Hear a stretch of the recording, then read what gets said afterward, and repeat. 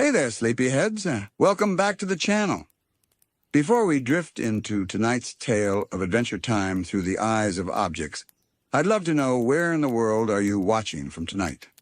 And what time is it for you right now? Drop it in the comments below. It's always magical seeing how far and wide this sleepy little community reaches. All right, lights low, blankets up. Let's begin. Tonight, we settle into the gentle hum of an unusual narrator. Not a wizard, not a cosmic being, not even a familiar hero, but something far quieter, something that has journeyed through forests, deserts, dungeons, and dreams without ever taking a single step of its own.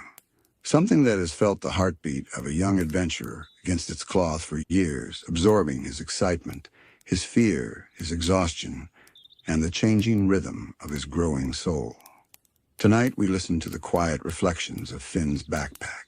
If you imagine the tree fort at dusk, you can almost picture it. The warm wooden floors settling as the day cools, branches swaying gently outside the windows, and tucked beside Finn's bed, resting like a faithful companion, is the worn but sturdy green pack that has followed him into more stories than anyone could count. It doesn't speak, of course, at least not with words. But every crease in its fabric holds memories the way old journals hold ink. Every faded thread is a soft reminder that sometimes the most loyal witnesses to our lives are the things we carry without thinking. The backpack remembers a time before Finn even understood what adventure meant. It recalls being lifted by small hands, still clumsy from childhood, and the way those hands trembled the first time Finn tried to pack supplies for a quest. There was a sweetness to those early days. The backpack could feel Finn's enthusiasm buzzing like warm sunlight, as though he believed every journey would lead to treasure, victory, or a happy ending. Back then, the bag was mostly filled with snacks, toys, and oddities Finn found interesting. A rock shaped like a face, a stick he swore was magical, a half-eaten sandwich forgotten for days. It didn't question any of it. Objects don't judge. They simply hold what they are given. In those early moments, it felt like a cradle for a child's imagination. Whenever Finn ran, the backpack bounced against his shoulders, experiencing the world through rhythm. When Finn climbed trees or raced through fields, it swayed with a gentle excitement, almost feeling the breeze with him. And on quiet nights, when Finn fell asleep without unpacking, the bag would settle at his bedside, filled with the treasures of a day well lived. But as the years drifted forward and the world shaped Finn in ways only Ooh could, the backpack changed too. It began to carry different things. Weapons instead of toys, maps instead of snacks, secret notes, magical artifacts, small, fragile tokens of people Finn loved and people he longed to understand. Through its soft interior, it felt the weight of responsibility gradually replacing the weight of childhood. The backpack never fought this change. It only adapted, as all patient companions do. It remembers, for example, the first time Finn returned from a battle not victorious, but shaken. When he placed his items into the bag that night, his movements were slower, quieter. He didn't speak, but the backpack could feel the heaviness in his touch. The scent of smoke clung to his clothes. A fragment of broken armor slid into its pocket. And for the first time, the bag understood that its role was no longer just to carry objects. It was there to carry the pieces of a boy becoming someone stronger, someone more complex, someone who didn't always know what he felt. As Finn grew, so did the layers of meaning within the things he kept. The backpack witnessed little moments that no one else saw. Times when Finn would pause during an adventure, reach in, and hold something small to ground himself. Times when he tucked away items as mementos, reminders of lessons learned. Times when he emptied it out after a difficult day, letting objects spill onto the wooden floor like a silent confession. Every item told a story, and the backpack, in its quiet way, held them all with equal tenderness. There were joyful memories, too, threaded into its seams like soft light. Days when Finn and Jake would leap across the grasslands, laughing as though the whole world was their playground. The backpack felt those laughs through vibration, through movement, through the warmth of the sun pressing against its fabric. It remembers the times Jake would pick it up, give it a playful shake, and tease Finn for packing too many things. It remembers picnics, treasure hunts, beach days, and moments of stillness where Finn sat beneath a tree, humming gently while sketching in a notebook stored inside. And then, of course, there were the small heartbreaks that Finn never spoke aloud but carried with him all the same. The backpack felt these too, a lost friendship, a fading crush, the weight of a world that sometimes demanded too much from someone so young. When Finn's shoulders sank, the backpack sank with him. When Finn stood tall again, it rose in quiet triumph. Each adventure left a subtle mark, a scrape on the buckle from a tumble through the Ice Kingdom, faint traces of sand from a forgotten beach, a charred edge from brushing too close to demon flame. These scars were not flaws to the backpack. They were proof of a life lived fully, proof that Finn was not a hero in a storybook, but a real person, growing, stumbling, learning, and trying again.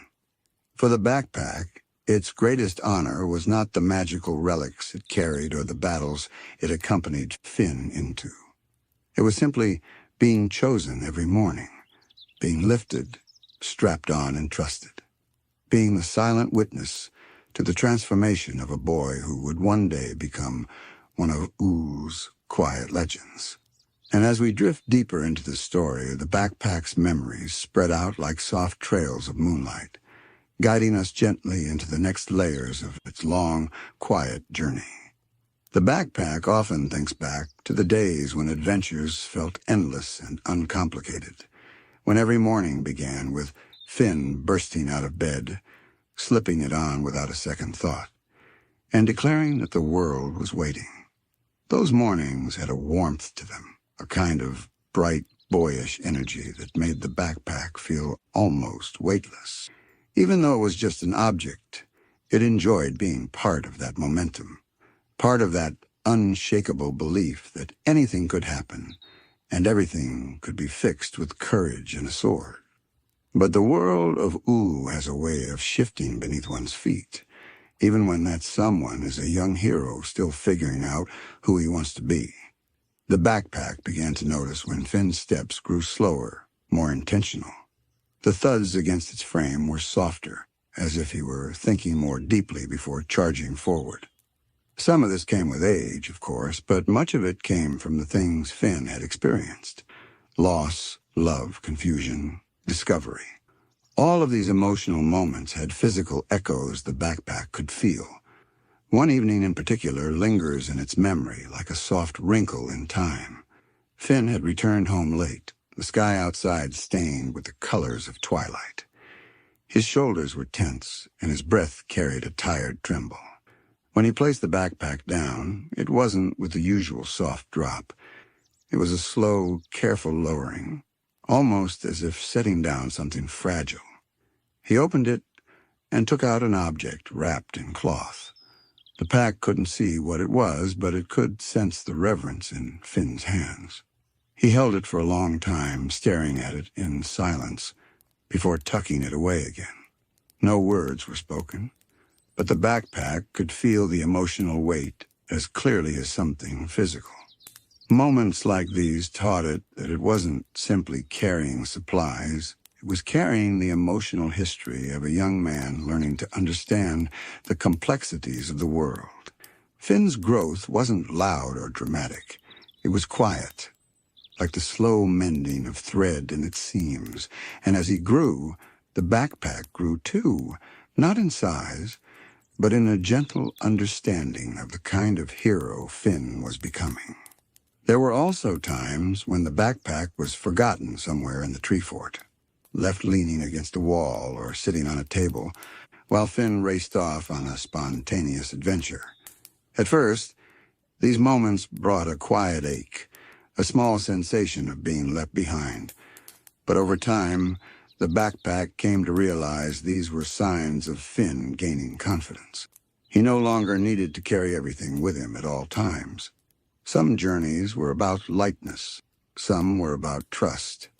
And when Finn came back, breathless and bright-eyed, he always reached for the bag again, as if returning to an old friend. One of the most profound memories the backpack holds is the day Finn carried the Enchiridion inside it. Even though the pack had held countless objects, this one felt different. There was a quiet hum of destiny woven to the spine of that ancient book. And the backpack could feel it vibrate through its fabric.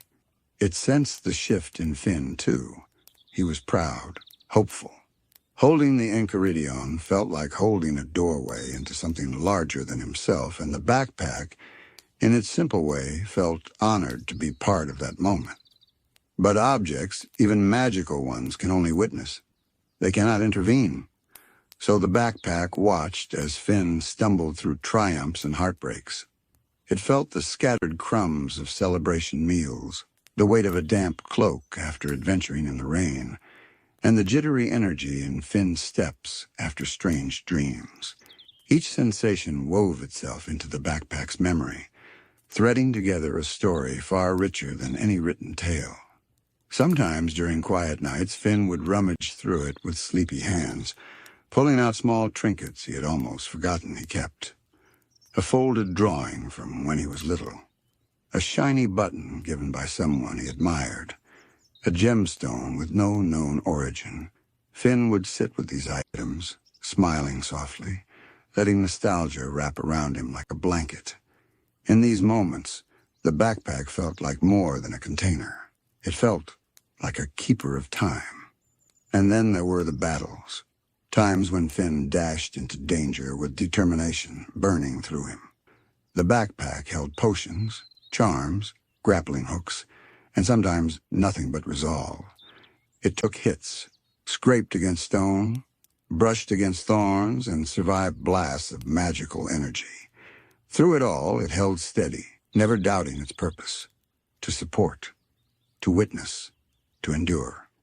One of its proudest memories was the day Finn rescued a small creature from a collapsing cavern. With no pockets to spare, Finn opened the backpack and tucked the quivering creature inside. The pack could feel its heartbeat, fast and frightened, and it formed a silent bond with it for those few hours. When the creature was safely released, it left behind a faint warmth that lingered in the backpack's lining for days. These moments, both mundane and extraordinary, became the tapestry of its existence. The backpack didn't need recognition or praise. Being there for Finn, holding the pieces of his life as he grew into a more thoughtful and compassionate hero, was more than enough. And as Finn ventured further into the mysteries of Ooh, the backpack carried not just supplies, but the soft, unspoken stories that made him who he was. And so the journey continued, each day weaving new memories into the quiet fabric of the backpack's long, devoted companionship. There were nights when the backpack rested in silence, long after Finn had fallen asleep. It could feel the rise and fall of his chest, the gentle twitch of his fingers as he dreamed, and it held the weight of unspoken thoughts, hopes and fears as tenderly as it held his supplies. Even in darkness, the backpack understood its role to be steady, to be present, and to quietly bear witness to a life in motion. In those hours, it sometimes imagined the adventures it would never see firsthand, but could feel through Finn's heartbeat and hurried footsteps, through the worn straps and the small scratches that marked each journey. It remembered the many different hands that had touched it over the years, some gentle, some hurried, some careless, and some awed by its utility.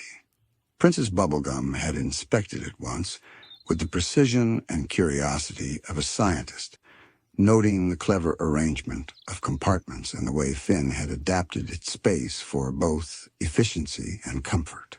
Jake had draped it over his shoulders in playful imitation, imagining himself the brave adventurer, while Finn laughed. Even BMO had interacted with it in its own electronic way, scanning its contents and occasionally offering a helpful suggestion. All these interactions left faint impressions, little ripples of memory that the backpack stored alongside the items it carried. One subtle, enduring memory was of the day Finn faced one of his first truly frightening challenges, the encounter with the Lich in a place that seemed to have no light, only shifting shadows and an oppressive quiet. Finn had packed himself lightly that day, as though instinctively understanding that bravery sometimes requires only courage and a few trusted tools. The backpack felt the tension in his shoulders, the tight grip of his hands on its straps, and the rapid pulse of his heart. Every thrum of fear, every tremor of determination, passed into the fabric and seemed to linger there, a quiet echo of a young hero standing against darkness, far greater than himself. Though it could not act, the backpack bore witness, a silent guardian of the boy's courage. As Finn grew, the backpack began to notice patterns in the world that only a constant observer could perceive. The rustling of leaves in the Candy Kingdom gardens, the subtle shifts in sunlight through the tree fort's windows, the way storms whispered across distant mountains. These were moments of beauty it held alongside the tangible items of daily life. The backpack learned to sense emotion in Finn's movements, the excited bounce that heralded a new adventure, the slow, dragging shuffle after disappointment, the careful, deliberate motions when planning a mission. Every nuance became a story, every creak of fabric or buckle a word in the unspoken language it shared with its human. Yet it wasn't always quiet or simple. There were days when the weight of the world pressed heavily on Finn's small shoulders, and the backpack bore that weight in every thread. When Finn encountered heartbreak, betrayal, or loss, the energy of those experiences lingered in the bag's interior. The faint scent of tears, the crumpled remnants of hastily abandoned notes, the soft thump of a heartache translated into motion. All of this accumulated like a gentle sediment, a reminder that life is layered, complex, and sometimes sorrowful. But the backpack never judged, never complained. It simply held, carrying the weight of memories as much as the weight of objects. Even the smallest objects could tell grand stories. A pebble from a distant cliffside, smoothed by time and tucked into a pocket, could evoke a day of laughter and companionship. A piece of fruit, half-eaten and forgotten, could recall a quiet picnic beneath the sky, the sun warm on Finn's face, and the breeze whispering through the trees. A crumpled map could hold the memory of an entire journey. Every twist and turn, remembered not by ink, but by the soft impressions of repeated folding and unfolding. The backpack held all these things with a tenderness that only comes from years of devotion, from being trusted to bear the tangible and intangible alike. Through it all, the backpack developed a deep, almost sentient understanding of the nature of adventures.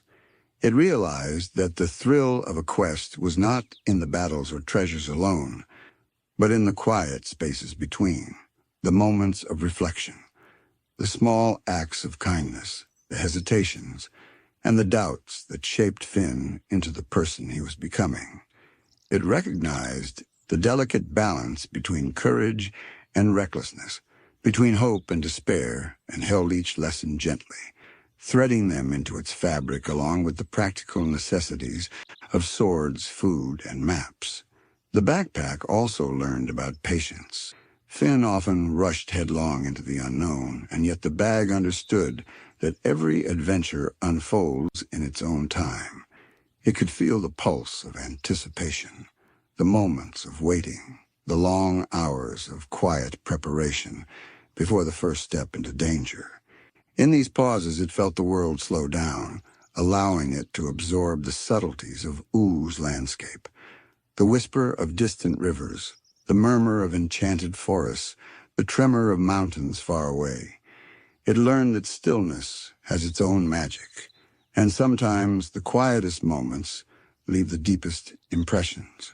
And in all of this, the backpack held a profound sense of intimacy. It was close to Finn in ways few others could be. It bore the traces of his sweat, the gentle press of his shoulder blades, the rhythm of his breathing during rest. It knew when he was tired, when he was exhilarated, when he was afraid, when he was joyful. Though it could not speak or comfort in words, its presence was steady, reliable, and deeply reassuring. It was a companion that endured every trial, a keeper of both the mundane and the extraordinary, and a silent witness to the unfolding story of a boy growing into a hero. The backpack had also seen the smallest, most fleeting moments of life in moments that might seem insignificant to an observer but resonated deeply in its memory. The gentle tilt of Finn's hat as he bent to pick a flower, the way his fingers lingered over a mysterious stone, the quiet hum of a tune when he thought no one was listening.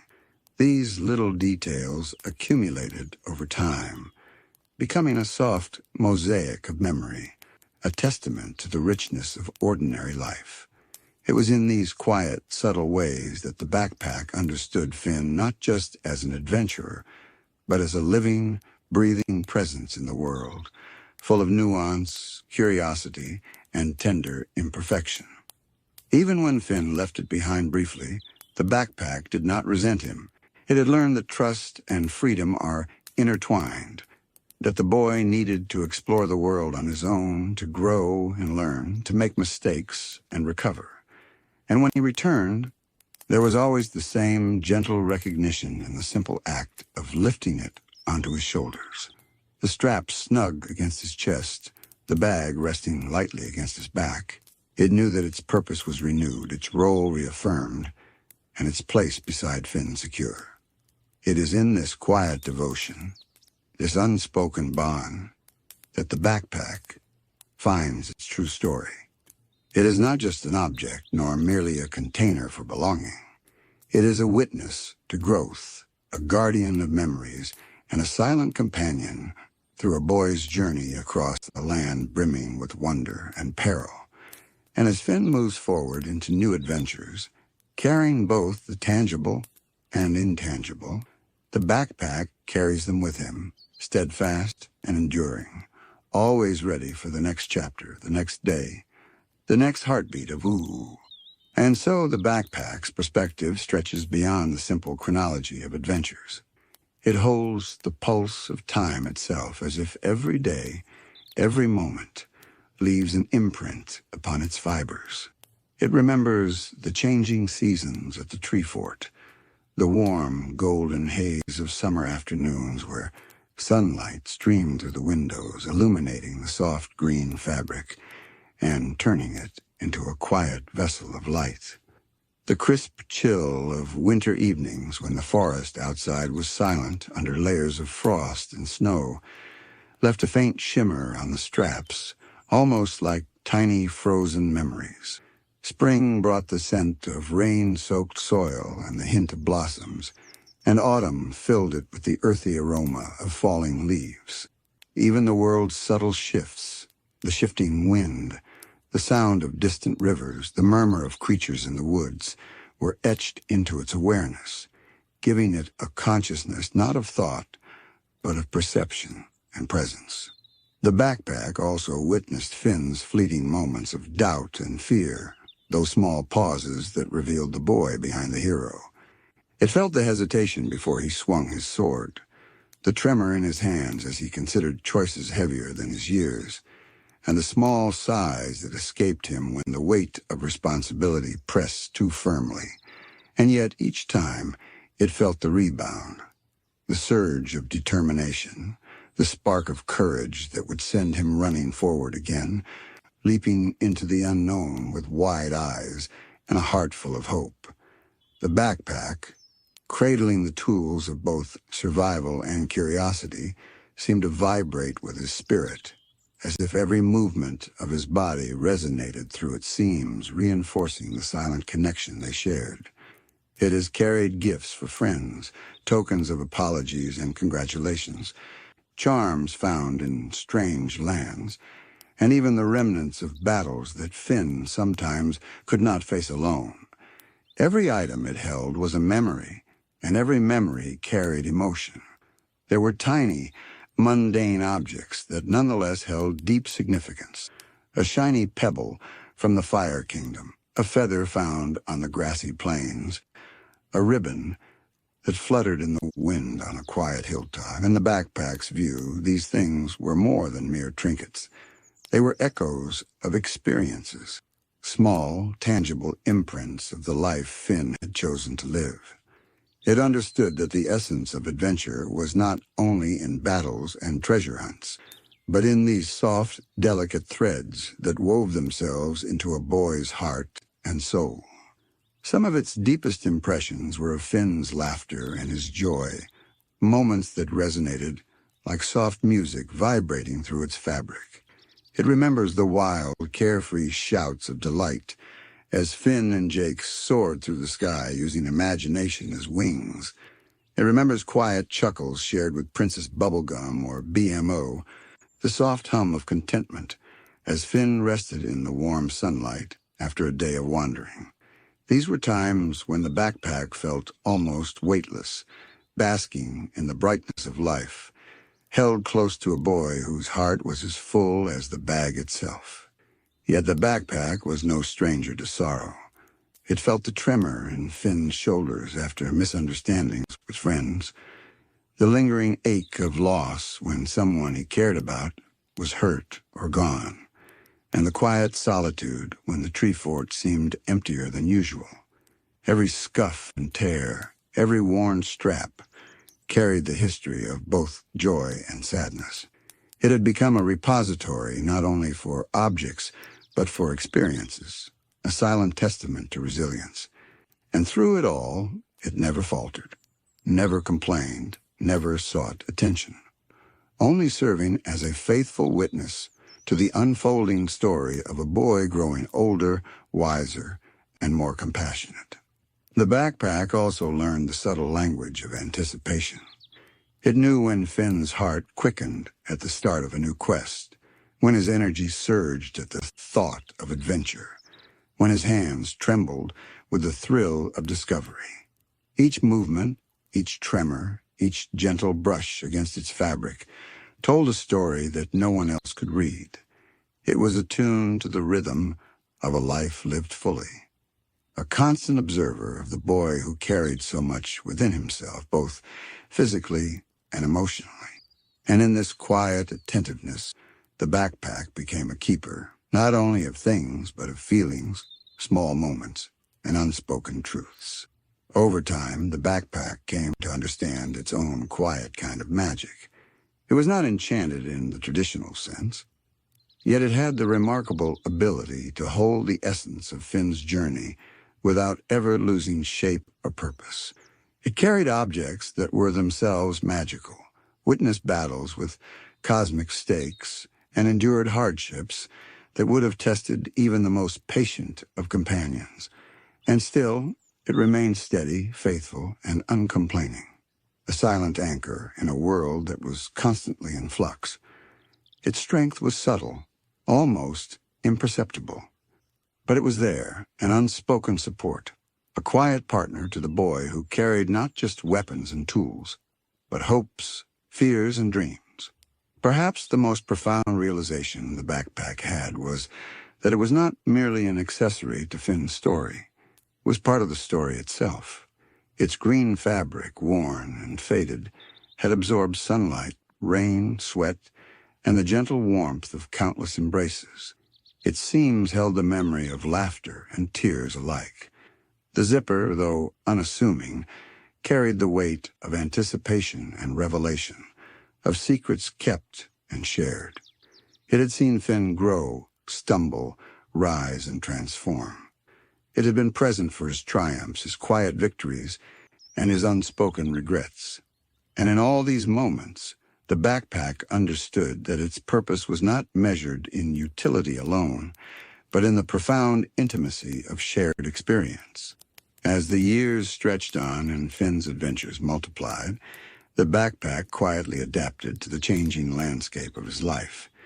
It held maps to hidden kingdoms, journals filled with sketches and thoughts, small relics of battles fought, and keepsakes that told stories no one else could hear. Each item was a whisper of memory, a thread in the larger tapestry of Finn's existence. And through all of it, the backpack remained steadfast, absorbing the subtle energies, the emotions, and the fleeting moments that made each day unique. It was a quiet companion, a loyal confidant, and a patient observer of a boy who carried the weight of a world on his shoulders while still managing to dream. And in the calm of twilight, when Finn would finally settle for the night, slipping beneath his blankets with the gentle rise and fall of his chest, the backpack rested as well, lying quietly beside him or leaning against a wall. It felt the stillness in the air, the soft glow of lantern light, and the delicate cadence of dreams stirring in the tree fort. In these quiet moments, it reflected on all it had witnessed, the laughter, the tears, the battles, and the ordinary acts of courage that marked Finn's journey. It understood without thought or language that life was a collection of these gentle moments, held together like the threads in its seams. And so it rested, ready to accompany him again with the first light of a new day, ever faithful, ever present, ever quietly carrying the weight of a hero's heart. Now, as we gently shift our focus, let us listen, not to the footsteps of adventure, but to the soft resonance of music carried across the years.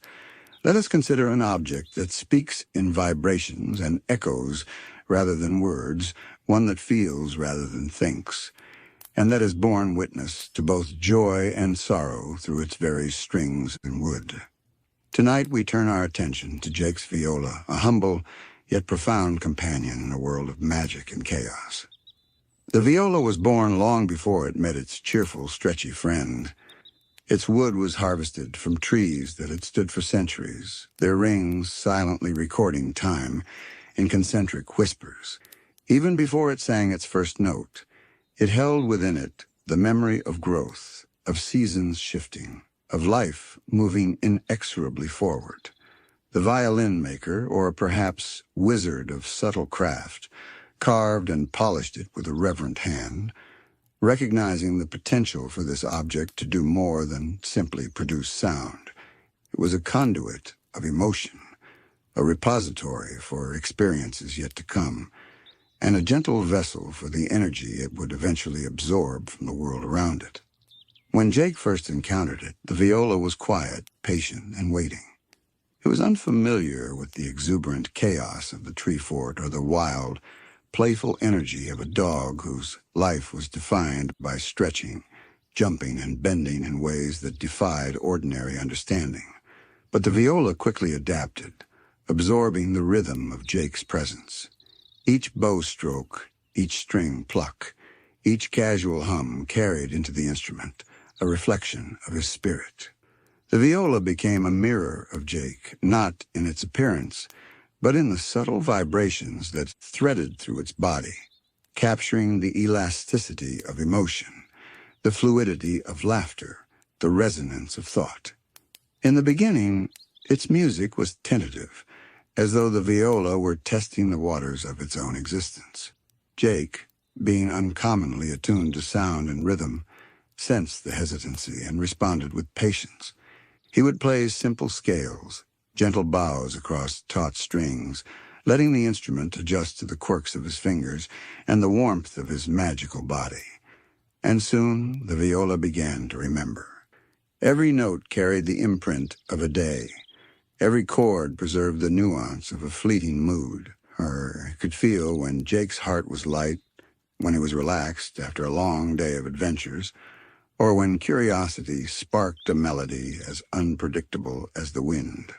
The viola remembers afternoons of quiet contemplation in the tree fort, While Finn dashed from one daring exploit to the next, Jake would sometimes sit with the instrument, letting it vibrate gently under his bow.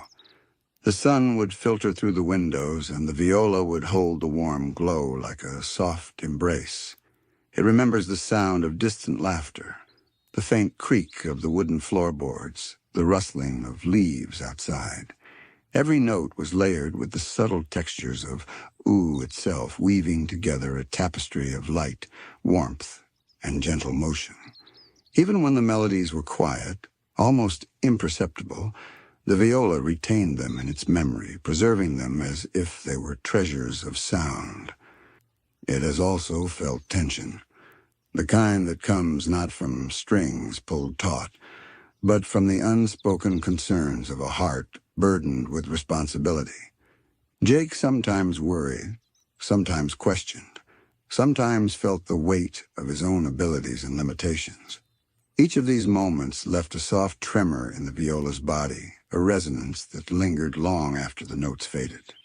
It held these feelings with care, understanding in a way that only an object made to capture a vibration could. To the viola, music was more than entertainment. Music was memory, identity, and a bridge between the heart and the world.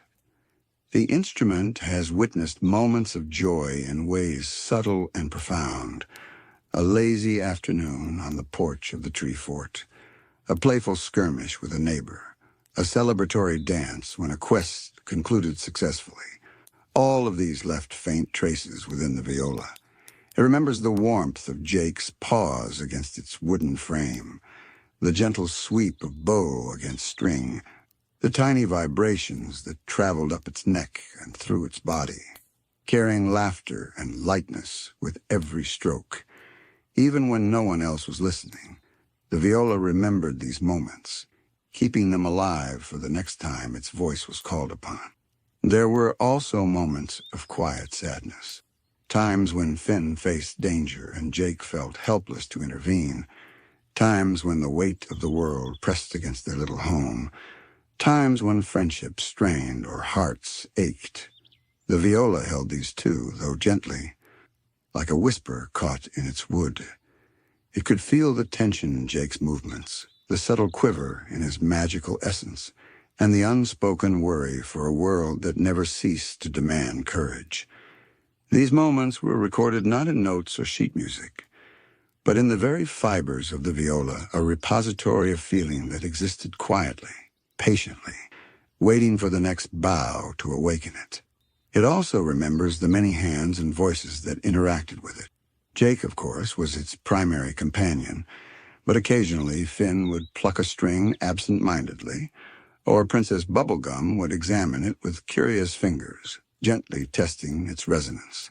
Even BMO sometimes tapped a button near it, eliciting a soft, electronic curiosity that mingled with the warmth of wood and string. The viola learned to accommodate all of these influences, to absorb them without judgment, and to preserve the essence of each interaction. Every touch, every note, every heartbeat became part of its growing memory, enriching it like layers of patina on a well-loved artifact. The viola has been present for both mundane and extraordinary events. It has felt the tremor of magical energies passing through the tree fort, the subtle vibrations of distant earthquakes, and the pulse of cosmic events in the air. It has accompanied Jake on small journeys, carrying melodies that calmed restless hearts, inspired courage, or simply made a quiet moment more beautiful. Its strings have resonated with the laughter of children, the hum of distant creatures, and the unspoken bonds of friendship. Every vibration, every echo, every lingering sound is stored within it, forming an invisible library of emotion and memory that only a sensitive heart, or a sleeping one, could perceive. And through it all, the viola learned patience. Music cannot be rushed, and neither can life. It has witnessed Jake grow and change just as Finn has. And it has felt the gentle evolution of the tree fort, of Ooh itself, and of the countless adventures that have passed through these rooms. It understands that every note, every rest, every pause is part of a larger story, and it holds that story with quiet dignity, ready to share it again whenever the bow awakens its strings. It is in this gentle, enduring way that the viola remembers, carrying within it the heartbeat of a world filled with magic, wonder, laughter, and sometimes sorrow. Its purpose is not merely to produce music, but to serve as a companion to memory, a bridge between moments, and a quiet guardian of Jake's soul. Each day adds another layer to its being, another thread to the tapestry of sound it preserves, and every vibration resonates with the quiet magic of living, of witnessing, and of simply being. The viola, in its patient, quiet way, understands the most profound truth of all, that life is composed not only of action and adventure, but of reflection, of emotion, of the subtle movements that define existence. It remembers not because it must, but because it is made to, and in remembering, it holds Ulu itself, a world of infinite stories, soft whispers, and gentle melodies, safely within its wooden body and taut strings. The viola remembers nights in the tree fort when the world outside was hushed and still, when only the faint creak of the wooden floors and the whisper of wind through the leaves broke the silence. Jake would sit with it in his lap, often gazing out the window at a sky strewn with stars, letting his bow glide gently across the strings as if tracing constellations in the air. Those evenings were slow and contemplative, moments where music became a language of its own, speaking not in words but in feelings that the viola could sense and hold. Each note seemed to linger a little longer in the air than necessary, as if time itself paused to listen, and the instrument absorbed it all, the subtle shifts in pressure, the warmth of Jake's pause, the gentle cadence of his breathing. There were days when the viola felt almost invisible, left to rest in the corner while adventures unfolded elsewhere. Finn would dart from one quest to another, and Jake, stretched thin across duties and dreams, might leave the instrument untouched for hours. Yet even in stillness, the viola was alive with memory, quietly resonating with the echoes of past melodies. It held on to the joy of first notes played, the exhilaration of impromptu songs that accompanied daring feats, and the tiny tremors of hesitation when a melody wavered in uncertain hands. Every vibration, whether born of music or emotion, became a layer in its consciousness, a soft, persistent record of the lives it touched. It remembers the first time Jake improvised an entire composition to cheer Finn after a difficult day. The viola felt the weight of concern in Jake's pause, the careful calculation of tones meant to soothe and uplift, and the subtle joy as Finn's expression brightened. The resonance carried through the instrument's body, intertwining with the warmth of its wood and the tension of its strings. It learned that music could be a bridge, a balm, and a companion, capable of transmitting hope and comfort in ways words could not. The viola understood, in that quiet, profound way that only objects of sensitivity can, that its purpose was not only to be played, but to remember, to internalize, and to reflect the emotions of those it accompanied. It has felt the chaos of the world as well, the tremor of battles fought in strange lands, the vibrations of spells and explosions, and the sudden, sharp jolts of danger that Jake often found himself in. In those moments, the viola's strings would quiver with energy, sometimes in harmony with the tension in Jake's body, sometimes in discord, as if reacting instinctively to the turmoil around it. Even when left alone in the tree fort, the instrument retained these traces, subtle impressions of fear, exhilaration, and courage, held safely within its frame, ready to awaken again with the next bow stroke.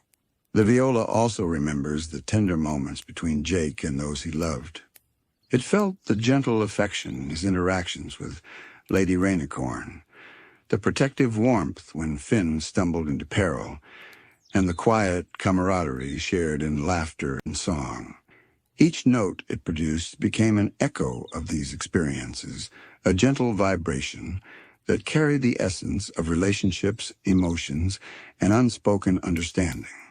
The instrument absorbed the ebb and flow of life around it, acting as both witness and participant in the symphony of ordinary and extraordinary moments that shaped its companions' lives.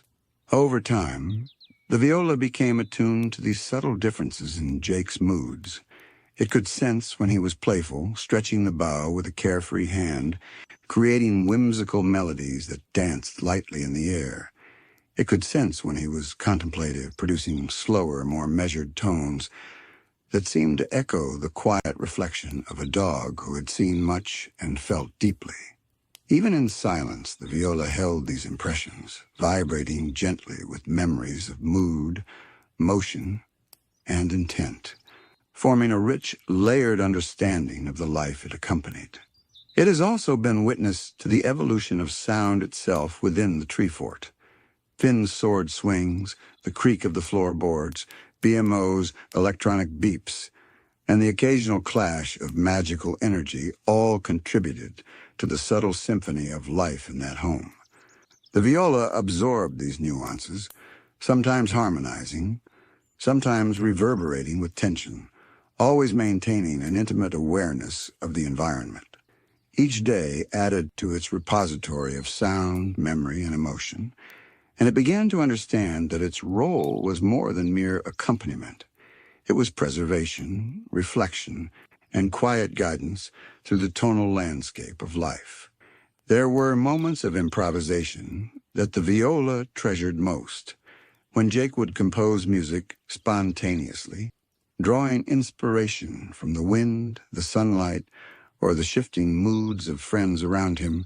The viola became a vessel for creativity itself.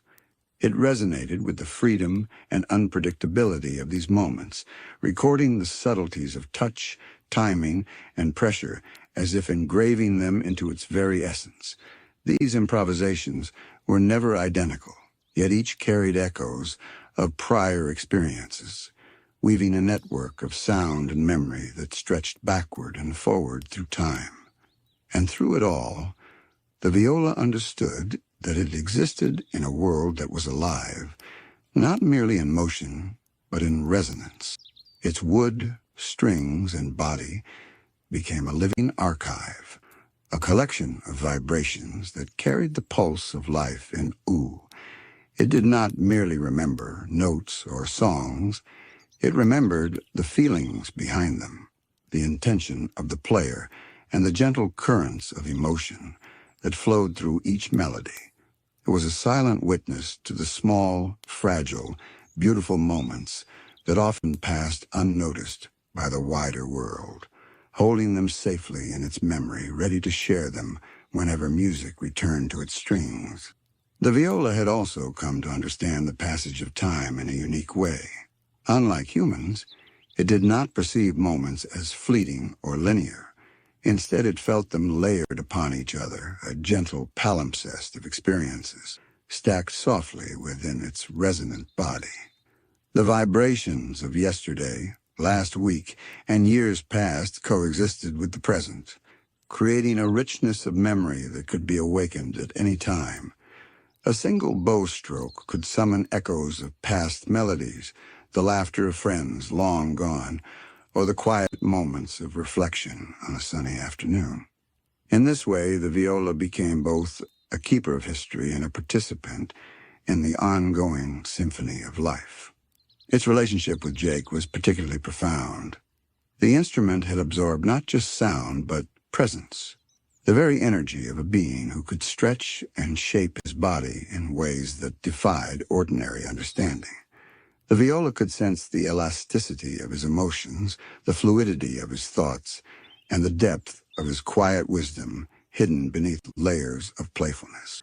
Every note played carried with it an imprint of Jake himself, a resonance that transformed sound into memory, vibration into understanding.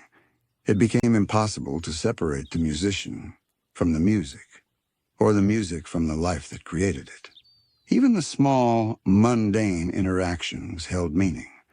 The gentle placement of the viola on a table, the careful loosening of its strings after a long session, the faint brush of Jake's fingers across its surface when he thought no one was watching. All of these left subtle impressions. They were tiny threads in a tapestry of life, each one contributing to the quiet, ongoing story that the viola held within. The instrument remembered patience, attentiveness, and care, recognizing that the smallest gestures often carried the deepest significance. The viola also understood anticipation. It knew when a song was about to begin, when a note would be plucked, and when Jake's energy was about to flow into music. The tension in its strings mirrored the tension in the world around it, vibrating with expectation, hope, and the gentle suspense of creation. And when the first notes rang out, the viola released the stored energy in a resonant echo, a soft exhalation that mingled with the air of the room and carried the memories of everything it had ever experienced. Its purpose was simple yet profound, to be a vessel for emotion, memory, and melody. It held the stories of afternoons spent in playful exploration, evenings of quiet reflection, and nights filled with the hum of dreams. It preserved the subtle tremors of joy and the gentle quivers of fear and the delicate harmonies of friendship and love. And in doing so, it became something more than an instrument. It became a witness, a memory keeper, and a gentle companion on the extraordinary journey of life in Oo. The viola has learned to embrace both chaos and stillness, understanding that the world it inhabits is made of contrasts, laughter and sorrow, light and shadow, silence and song. It remembers the evenings when the tree fort was filled with music, Finn and Jake bustling about, BMO occasionally joining in with cheerful electronic beeps, and Marceline softly humming in a corner.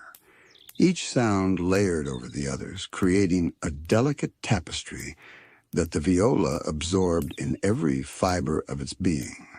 Even when the notes clashed or the timing faltered, it remembered the intent, the care, and the love that gave rise to them, holding those imperfect harmonies as treasures in its quiet consciousness. It also recalls moments when music was a balm, a quiet force to soothe wounds both visible and hidden. After a challenging adventure, when Finn carried a heavy heart or Jake wrestled with doubt, the viola would resonate gently under his bow, filling the room with vibrations that calmed restless minds. The instrument remembered the subtle shifts in pressure, the soft, tentative plucks of strings meant to reassure, and the deep, lingering tones that allowed emotions to breathe. Each vibration carried with it the echo of understanding and empathy, a silent affirmation that someone was present, attentive, and unjudging.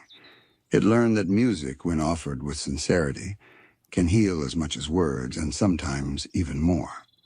The viola has been present for magic in its many forms, feeling the tremors of spells and the subtle energies that pulse through Oo. It has felt the brush of elemental forces when Jake or Finn encountered creatures of fire, ice, or shadow. It has absorbed the vibrations of enchanted objects brought into the tree fort, and the gentle ripple of cosmic events far beyond the walls of their home. Through it all, the instrument maintained a quiet attentiveness, allowing these experiences to become part of its memory without overwhelming its purpose. The magic it encountered was never frightening, only a reminder that life itself is threaded with mysteries, waiting to be reflected in sound. It remembers the gentle mornings when sunlight spilled across the floorboards, warming its wood and strings. Jake would stretch lazily and pluck a few tentative notes, testing harmonies as the day began. These mornings were slower, reflective, and comforting, a rhythm of life that the viola cherished. Even when Finn was off on his own adventures, the viola felt the quiet energy of their home, sensing the bonds between friends through vibrations too subtle for the human ear. It knew that connection exists not only in words or actions, but in shared presence, in rhythms and patterns that flow through the spaces we inhabit. The viola also recalls the playful experimentation that defined Jake's musical curiosity. He would sometimes combine sounds in unexpected ways, creating melodies that seemed chaotic at first, but unfolded into subtle brilliance. The instrument absorbed each new experiment, its memory enriched by the unanticipated harmonics and rhythms. Over time, it began to anticipate Jake's impulses, responding almost instinctively to the slightest shift in his fingers or bow. In this way, it became not just a tool for music, but a partner in creation, attuned to the whims, moods, and imagination of its companion. It remembers quiet times of introspection, too. When the world outside the tree fort felt heavy or uncertain, Jake sometimes drew the bow across the strings with a measured hand, coaxing soft, mournful tones that resonated deeply in the instrument's body. These moments were intimate, private, and profoundly emotional. The viola held these tones close, preserving them as a repository of reflection and empathy. In these vibrations, it understood the complexity of Jake's heart, the playful humor, the occasional melancholy, the deep loyalty, and the gentle wisdom that often went unnoticed. It remembered these nuances, storing them alongside the echoes of laughter and adventure, creating a mosaic of emotional resonance that grew richer with time. The viola was also a witness to collaboration, the beautiful intertwining of lives through shared music. It felt the subtle interplay when Jake and Finn improvised together, when Marceline's bass joined with playful chords, or when BMO added electronic accents. Each combination created a dialogue, a conversation without words, and the viola held every nuance of these exchanges in its memory. It understood that music was not merely sound, but communication, a medium through which thoughts, feelings, and bonds could be expressed and shared. It remembered the harmony of friendship, the tension of conflict, and the joy of resolution, all encoded in the gentle vibrations that flowed through its body. Even in moments of absence, the viola remained attentive. When Jake went off on adventures alone, or when the tree fort was temporarily quiet, it preserved the residual energy of prior melodies. It felt the lingering warmth of fingers, the faint resonance of bow strokes, and the gentle imprint of presence that suffused the space. The instrument had learned that memory is not only about active participation, but also about lingering traces, the invisible echoes that remain after a song has ended, waiting to be awakened once more. The viola remembers celebrations and quiet victories. It has felt the exhilaration of triumph after a successful quest, the relief in Jake's playful stretches, and the quiet satisfaction in Finn's smile. It recalls the small rituals that accompanied these moments, a string plucked in joy, a chord held in triumph, the gentle resonance that fills a room when hearts are light. These experiences were preserved delicately, forming an ongoing chronicle of emotion, movement, and connection that only an instrument of sensitivity could fully appreciate.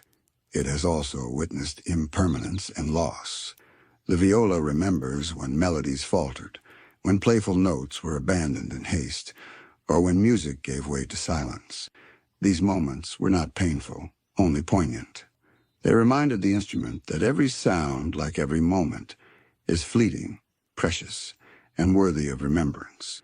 In this way, it learned the subtle art of holding onto what is ephemeral, creating permanence through memory, and honoring the beauty of what passes too quickly to be grasped in its entirety. The viola carries with it an understanding of continuity, of life flowing endlessly through moments of creation, reflection, and connection. Each note played by Jake, each vibration felt in its body, is part of an ongoing story, a continuous thread linking past, present, and future. The instrument does not merely produce sound, It preserves, remembers, and reflects. It holds the whispers of laughter, the tremors of fear, the vibrations of hope, and the quiet melodies of understanding. It is a gentle witness to the life it shares, a companion whose memory stretches across every experience, every emotion, and every song. In this way, Jake's viola exists not only as an instrument, but as a guardian of resonance, a keeper of intimate histories, and a subtle chronicler of the extraordinary life unfolding around it. It remembers the textures of days and nights, the vibrations of emotion, the interplay of presence and absence, and the quiet beauty of ordinary moments rendered magical through sound. And as the bow is lifted once more, the viola awakens with a soft, resonant voice, carrying within it the accumulated memory of countless days, countless adventures, and the gentle, enduring heartbeat of life in ooh. The viola remembers the first time Jake played it for someone outside their little home. It was a soft, tentative performance for Lady Rainicorn, who watched with curious, gentle eyes. The vibrations from the bow, the warmth of the strings pressed against Jake's magical paws, carried the essence of his affection, humor, and loyalty. The viola felt the energy in the room, the delicate attention of a listener who understood music not just as sound, but as emotion made tangible. It remembered the warmth that lingered long after the notes faded, a quiet affirmation that connection can transcend words, and that music has the power to convey the deepest sentiments in ways spoken language cannot.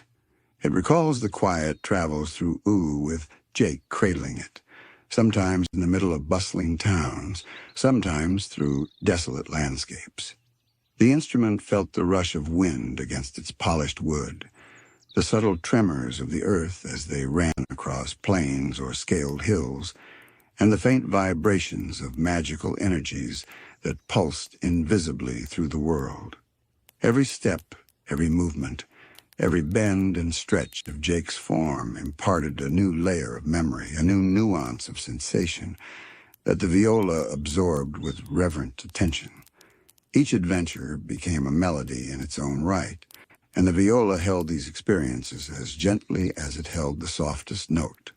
Through the passing of seasons, the viola observed the quiet evolution of relationships.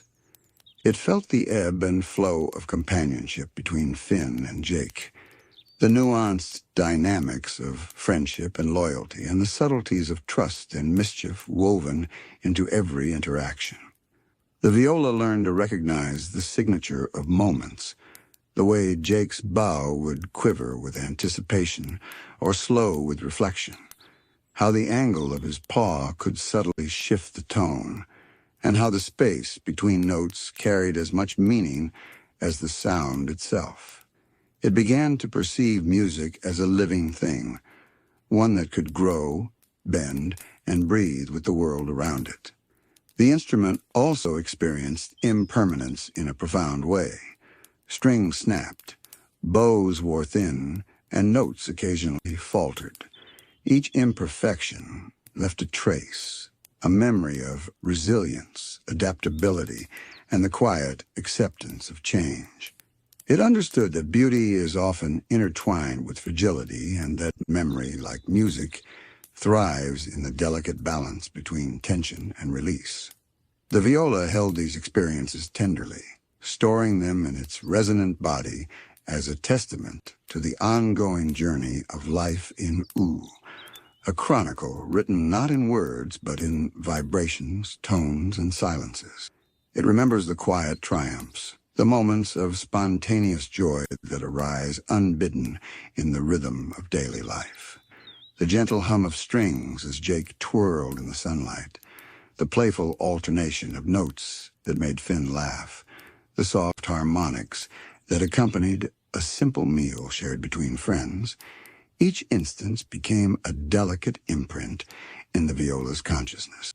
It carried these impressions silently, a subtle archive of life's smaller, quieter victories, ready to awaken when the bow danced across its strings once more. The viola was present in moments of introspection and solitude, when Jake sought clarity or simply wished to reflect. During these times, the notes were slower, more deliberate, resonating with the deep currents of thought and feeling that passed through him. The instrument held these vibrations like soft echoes in its wood, preserving the nuances of emotion that were often too subtle to notice, yet too profound to ignore. It learned to listen as much as to sound, to perceive the subtleties of presence, and to carry them faithfully through time. It remembers being played in times of uncertainty and courage.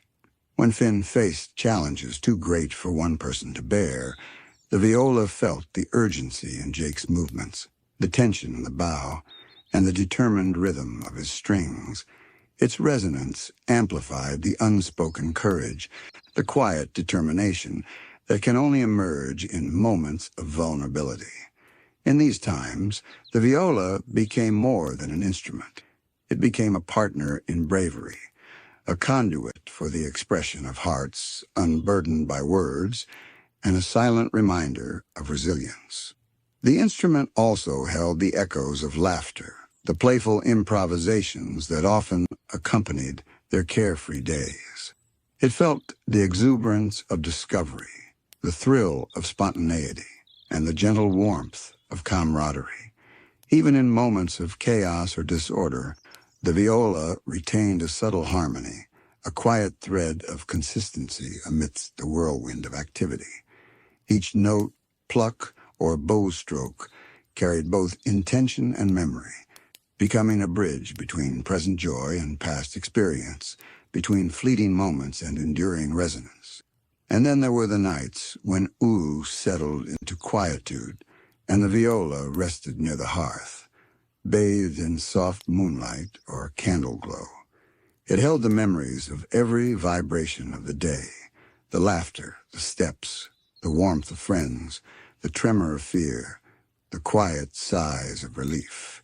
In these moments of stillness, the instrument felt the continuum of life, the gentle pulse of living things, and the enduring presence of those it had accompanied. It understood that the essence of its being was not measured in technical skill or performance, but in the depth of the moments it carried and preserved, quietly and without fanfare. Its memory was both intimate and expansive, capable of holding the personal, the private, and the universal all at once. The viola remembered afternoons spent with BMO tinkering near it, the subtle energy of Marceline's presence, and the echoes of distant lands where adventures unfolded. It remembered the weight of joyful responsibility and the lightness of laughter unburdened by consequence. Each memory interwove with another, forming a rich, layered consciousness, where sound and emotion, past and present, expectation and reflection converged. The viola's strings have held secrets, joy, sorrow, courage, and playfulness alike. They have vibrated with the laughter of friends, the hush of contemplation, and the thunder of daring escapades. Its polished body carries the warmth of human touch, the magical elasticity of Jake, and the quiet resonance of ooh's shifting energy. In this, the viola became a living archive of life's tender, chaotic, and beautiful symphony. It is more than wood and string. It is a vessel of memory, a witness to emotion, a companion through time, and a melody that remembers everything it has ever felt. It waits patiently for the next bow, the next hand, the next note, carrying within it an infinite tapestry of sound, life, and gentle remembrance, ready to awaken once more and share its quiet, enduring voice with the world. Now, dear sleepyheads, let us drift into a world a little darker, a little deeper, a place where shadows and song intertwine. Let us feel the presence of an object that is not merely wood and strings, but a vessel of memory, identity, and eternity itself. Tonight we turn to Marceline's bass, an instrument whose resonance has witnessed centuries, whose vibrations carry both joy and sorrow, and whose body has been a companion to a life far longer and more intricate than most could imagine. The bass was not always in the hands of a vampire queen with a flair for the dramatic. Its origins are ancient, its wood grown in forests that predated kingdoms, centuries-old trees whose rings silently recorded time in concentric whispers.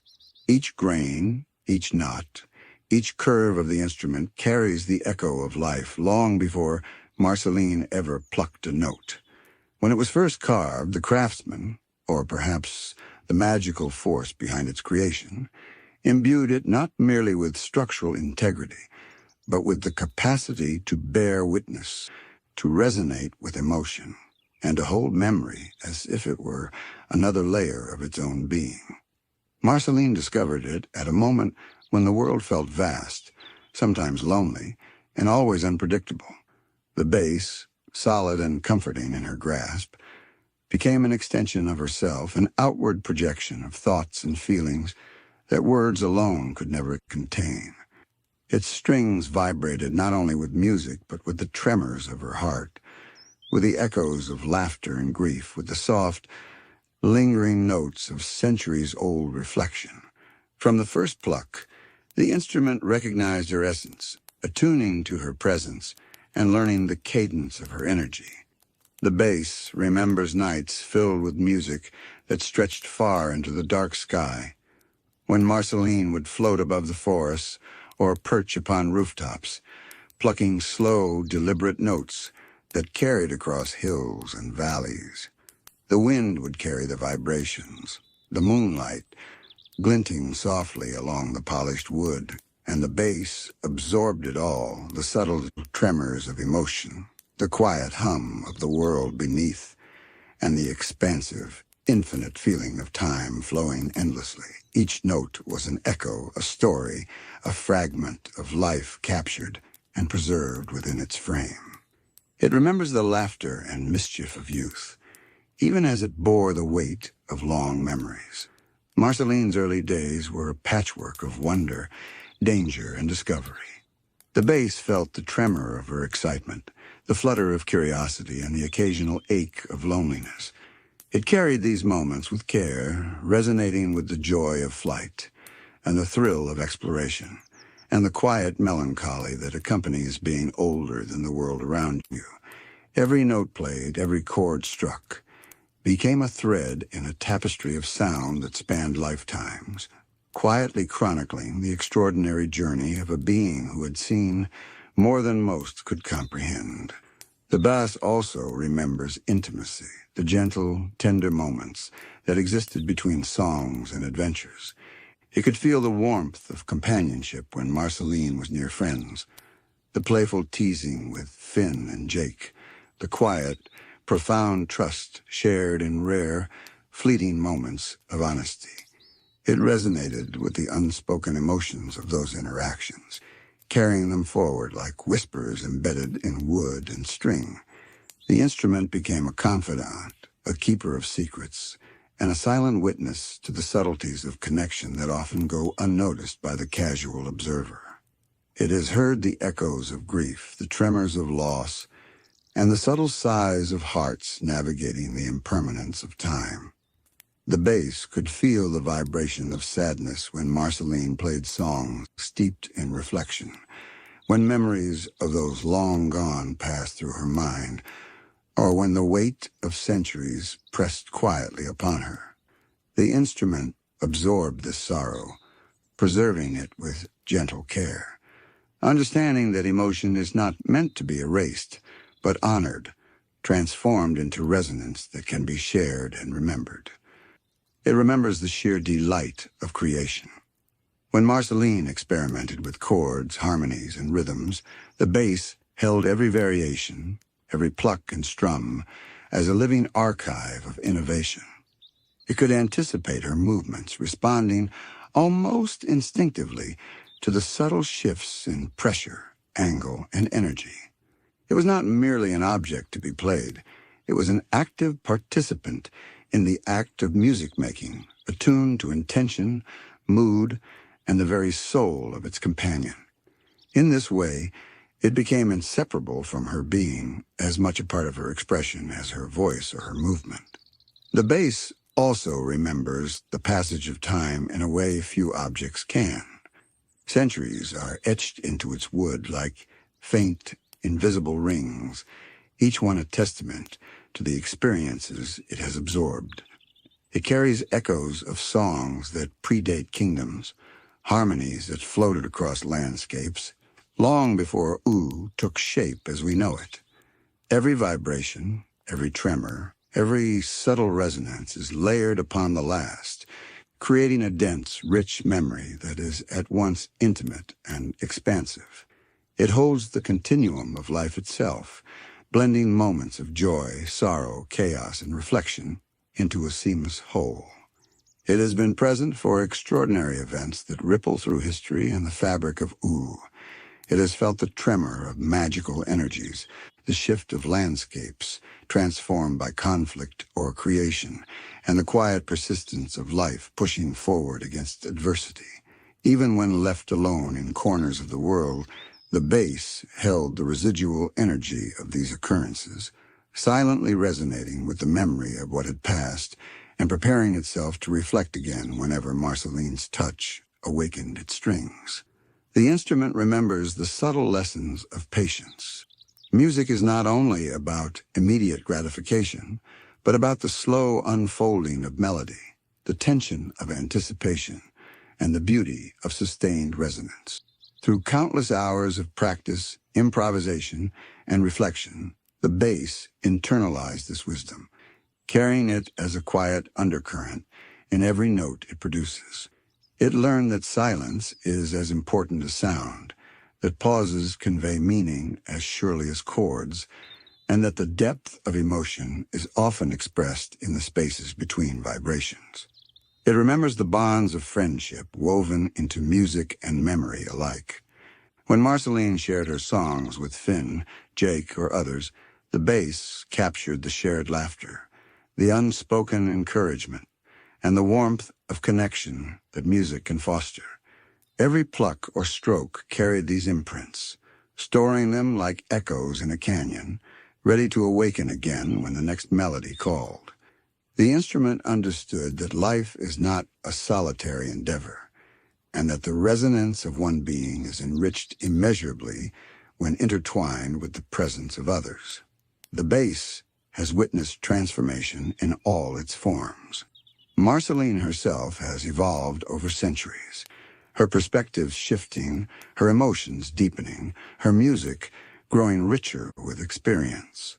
The instrument absorbed these changes with quiet reverence, attuning itself to subtle shifts in tone, tempo, and expression. It learned to interpret not just the mechanics of music, but the essence of her being, translating centuries of life, laughter, and sorrow into a language only it could hold. The bass remembers the nights when the world outside seemed suspended, in quiet reverie when only the faint hum of distant magic and the occasional rustle of leaves broke the stillness. Marceline would often float above the rooftops or perch upon a solitary branch, her fingers drawing long, expressive notes from the strings, each one carrying a fragment of memory, a pulse of emotion, or a whisper of longing. The instrument absorbed these vibrations as if drinking in the very essence of the night, holding on to the subtle tremors that spoke of centuries of experience, of joy, and of solitude.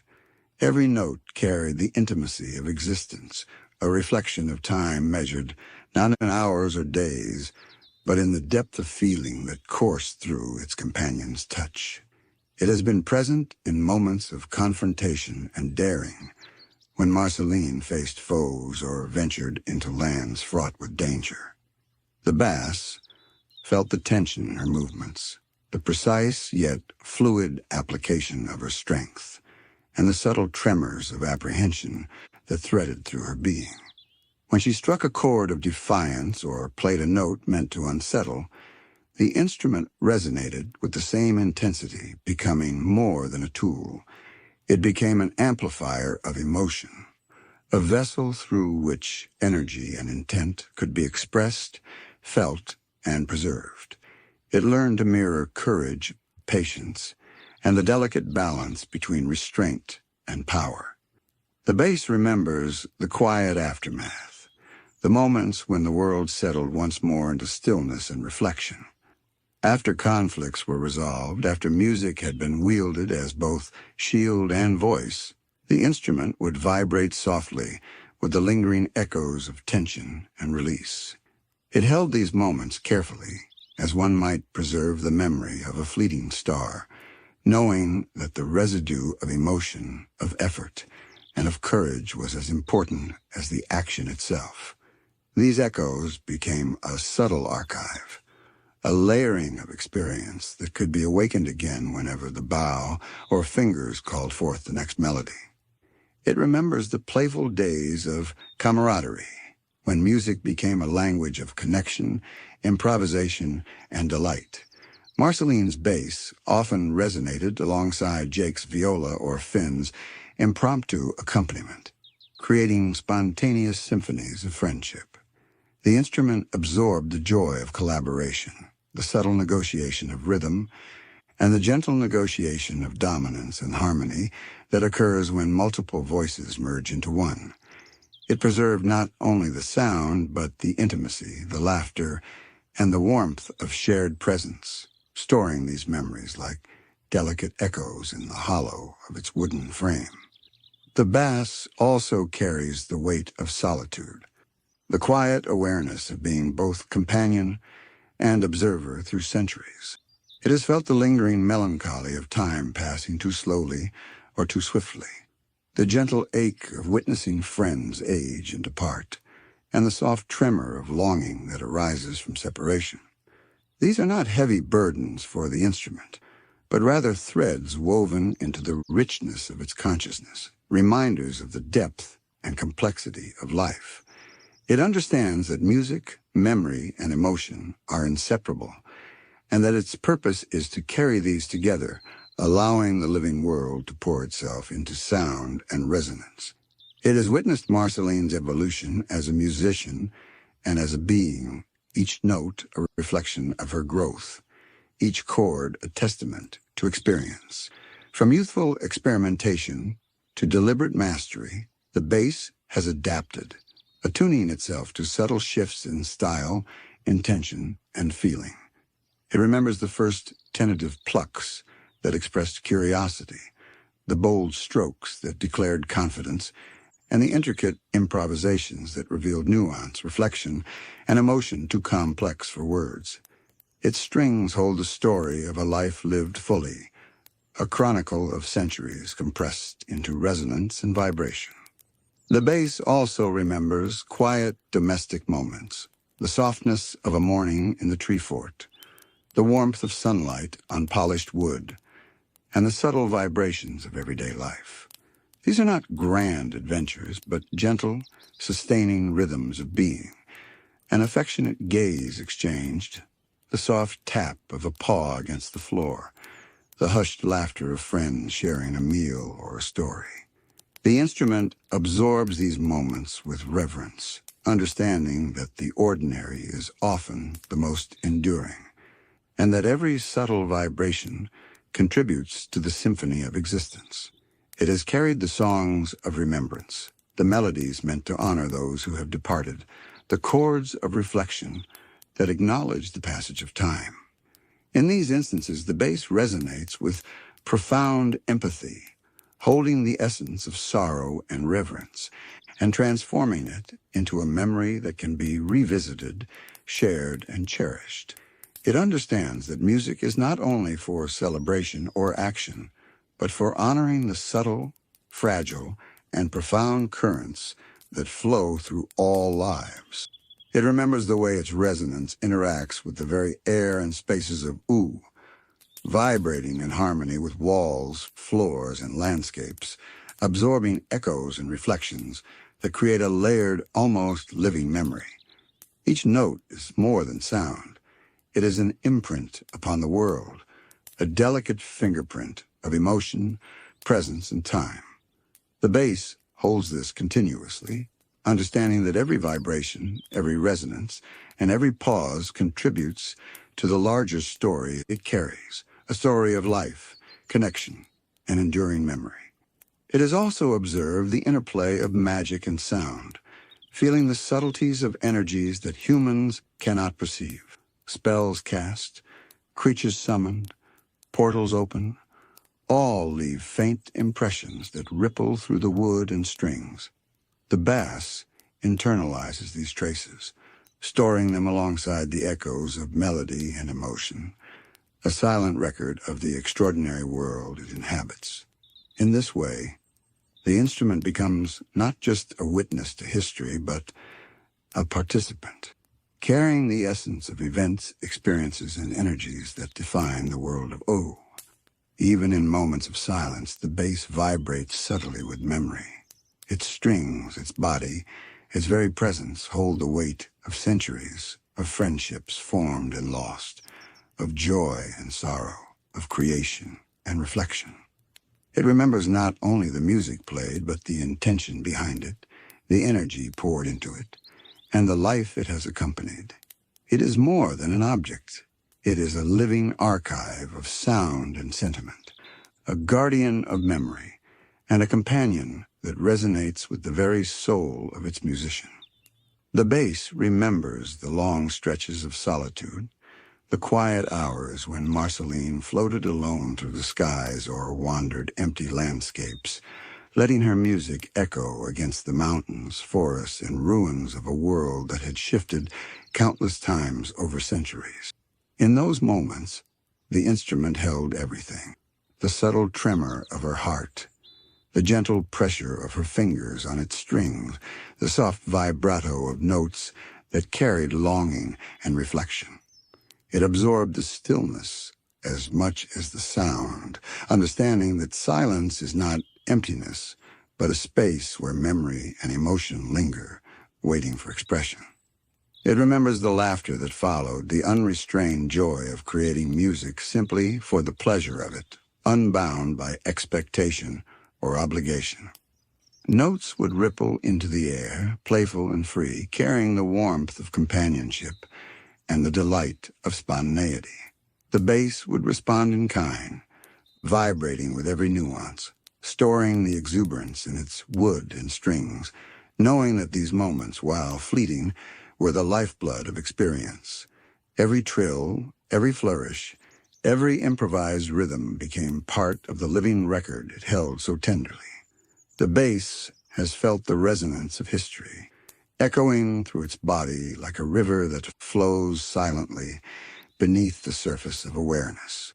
Marceline herself embodies centuries of transformation, and the bass absorbs this continuity in ways that are subtle yet profound. It remembers not only the music she plays, but the footsteps, the flights, and the shadows that accompany centuries of living. It holds the imprints of events unseen by most, the quiet influences of eras that shaped who she is and the world she navigates.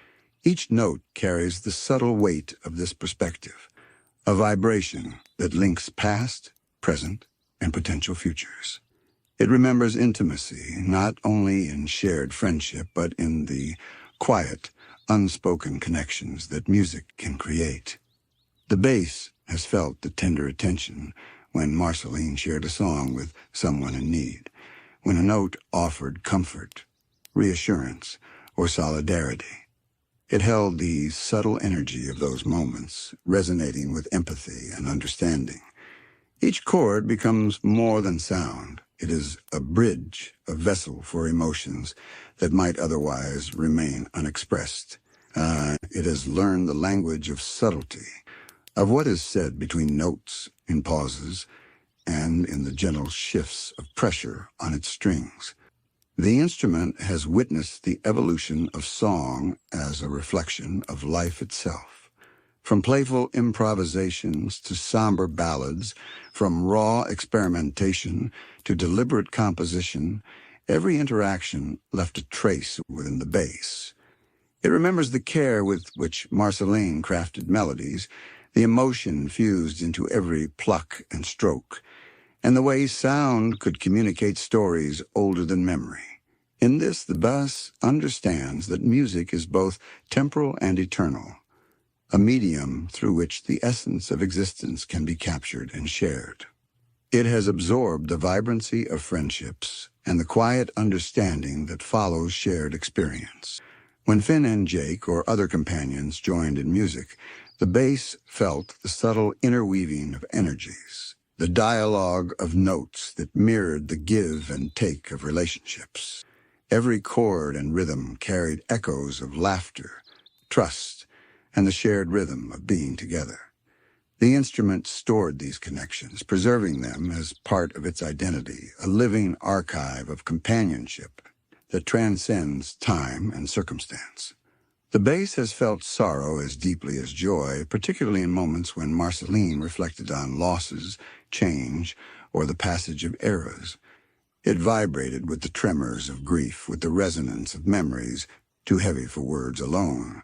The strings captured the tension, the longing, and the subtle release of emotion, becoming a repository for experiences that were deeply personal yet universally human. Even in the absence of music, the instrument held the resonance of these emotions, waiting for the next moment of expression to awaken them once more. It remembers the physicality of performance, the pressure of fingers against strings, the weight of the body in motion, the delicate balance between tension and release. The bass has felt every subtle shift in technique, every improvisation, and every experimental stroke. It understands the intimate connection between musician and instrument, how mastery is not merely technical, but deeply emotional, requiring trust, intuition, and awareness of both self and surrounding world. Every vibration is infused with intent, and every note is imbued with a consciousness. The bass has also been witness to transformation in others, observing how lives intertwine with music, emotion, and time.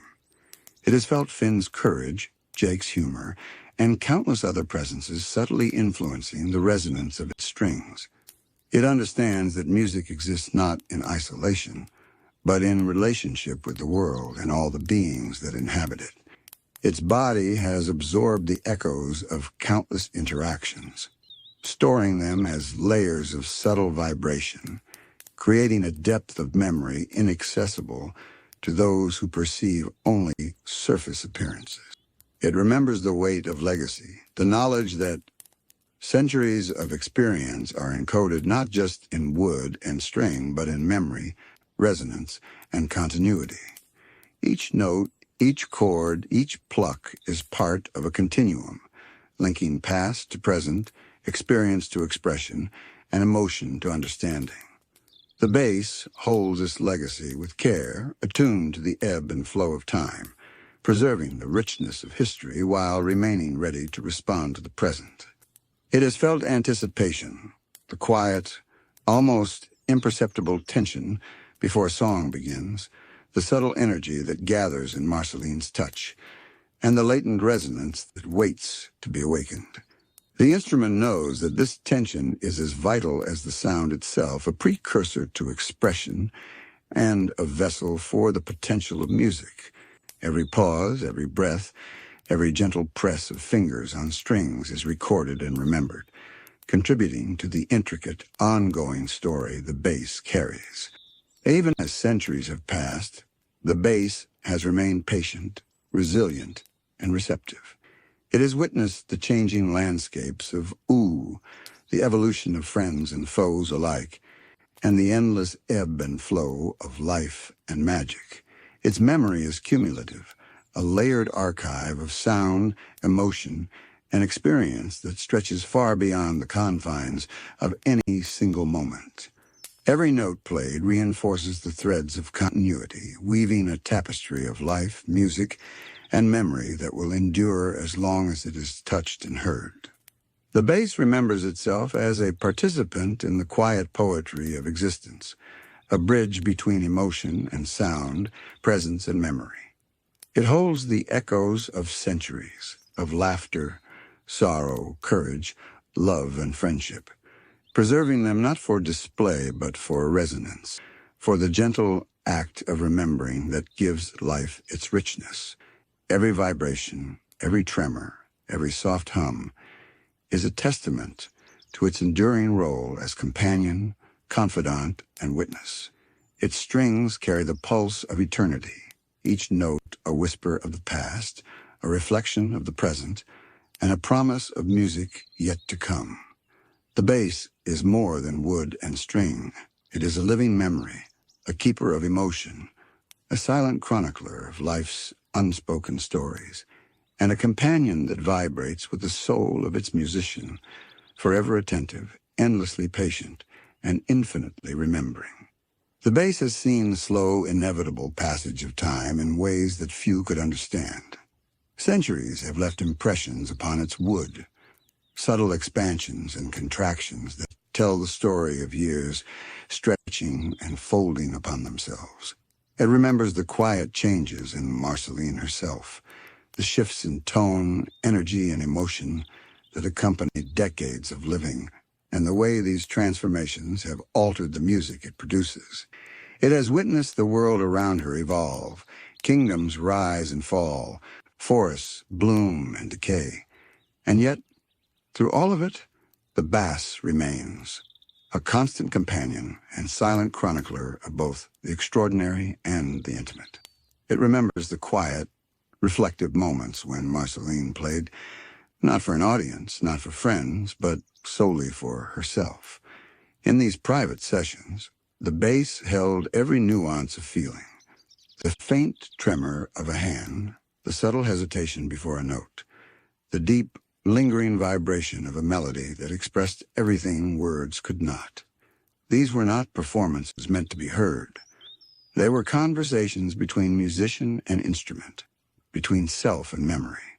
The bass preserved these delicate moments like fragile glass, each vibration a prism capturing centuries of reflection, emotion, and wisdom. The bass has carried both light and shadow within its resonance. It has hummed with the energy of joy, strummed with the pulse of playfulness, and vibrated with the depth of sorrow. It has known the intensity of anger, the tremor of fear, and the gentle warmth of affection. Each emotion left a mark, a subtle imprint woven into the fibers of its body. Over centuries, these layers have accumulated, creating a rich, resonant archive that is at once personal and universal. The bass understands the interplay of feeling and sound, and it preserves this symphony in all its complexity. It remembers the gentle mornings in quiet spaces, the sunlight spilling across the polished wood, illuminating the curves and strings with a soft glow. Marceline would often pluck notes in these moments, tentative and delicate, exploring the subtle harmonics that arise from a careful touch. The bass felt the warmth of sunlight, the subtle vibration of stillness, and the quiet pleasure of existing in a world that is not rushing, not demanding, but simply breathing. It learned that music is as much about pause, reflection, and presence as it is about sound, and it held these lessons gently within its memory. The bass has observed the subtle, shifting dynamics of relationships and history. It remembers moments of tension and resolution, the interplay of friends and foes, and the quiet shifts in the hearts of those it has accompanied. It resonates with the unspoken agreements, the nuanced understanding, and the tender gestures that define connection. It knows the weight of loyalty, the delicate balance of trust, and the gentle persistence of love and friendship. Every pluck of a string carries echoes of these truths, preserved within its body, ready to speak again when awakened by music. It has felt the power of creation and transformation, when notes become more than sound and become vessels for memory, feeling, and intention. The bass understands that music can shape reality, subtly influencing perception, emotion, and even the flow of time. It has vibrated alongside spells, energies, and magical phenomena, integrating these impressions into its own being. Every resonance carries not only melody, but an imprint of experience, of energy, and of life itself. The bass remembers moments of quiet courage when Marceline faced the unknown, the dangerous or the overwhelming. It felt the tremor of anticipation in her fingers, the subtle tension of her posture, and the deliberate energy as she turned potential fear into expression. Its resonance amplified courage and resolve, making each note a declaration, a pulse of confidence, and a reminder of strength. Even when she was alone, the bass stood with her, silently reflecting and reinforcing the rhythm of bravery. It has preserved countless improvisations, the spontaneous expressions of feeling that arise in the moment. It remembers the joy of experimentation, the thrill of discovery, and the subtle perfection of imperfection. Every unplanned trill, every unexpected chord, and every fleeting harmony has been absorbed, internalized, and woven into the dense, resonant memory that the bass carries. It has learned that music is alive, fluid, and organic, and that every vibration, however fleeting, contributes to the richness of existence. The bass has held the echoes of celebration, the gentle resonance of laughter and song, and the quiet satisfaction of shared experience. It remembers the joy of companions gathered together, the subtle interplay of voices, hands, and presence, and the warmth of connection that transcends words. Every chord played in harmony with friends left a lingering imprint, a vibration that persisted long after the final note faded. The instrument learned that resonance is not only physical, but emotional, and that music can bind hearts and memories across space and time. It remembers sorrow and reflection, the long, quiet hours when the weight of centuries presses against the heart. In these moments, the bass vibrates with empathy, absorbing the tremors of grief, the sighs of longing, and the delicate sadness of remembrance. It carries these subtle currents with gentle care, allowing them to exist without burden, preserving them as part of the ongoing story of life, loss, and resilience. Each vibration becomes a testament to the endurance of feeling and the quiet beauty of memory. The bass has witnessed transformation on a profound scale, the evolution of friends, landscapes, and entire civilizations. It has felt the passing of time in ways that are both intimate and universal, resonating with the subtle shifts of energy that ripple through existence. Every note, every vibration, every gentle pluck or strum is informed by the accumulation of experience, creating a layered, living consciousness that is aware of past, present, and the potential of what is yet to come. Even in silence, the bass holds meaning. Its strings, body, and resonance preserve the faint echoes of centuries, storing the memory of joy, sorrow, courage, and reflection. It is a silent witness to the passage of time, a vessel of memory, and a companion that understands the depth of existence in ways that transcend words or music alone. Its presence is a quiet comfort, a reminder that even in stillness, life, emotion, and memory persist, carried gently through vibration and resonance. Marceline's bass is more than an instrument. It is a keeper of history, a guardian of emotion, and a companion that resonates with the soul of its musician. It remembers everything, from the playful improvisations of youth to the quiet reflections of centuries, holding each note, chord, and vibration with care. It carries the pulse of eternity, a living memory that vibrates with joy, sorrow, courage, love, and the infinite stories of life in O. And as it waits for the next touch, the next melody, the next vibration, it remains patient, endlessly aware, and infinitely present, ready to transform every touch into an echo of eternity.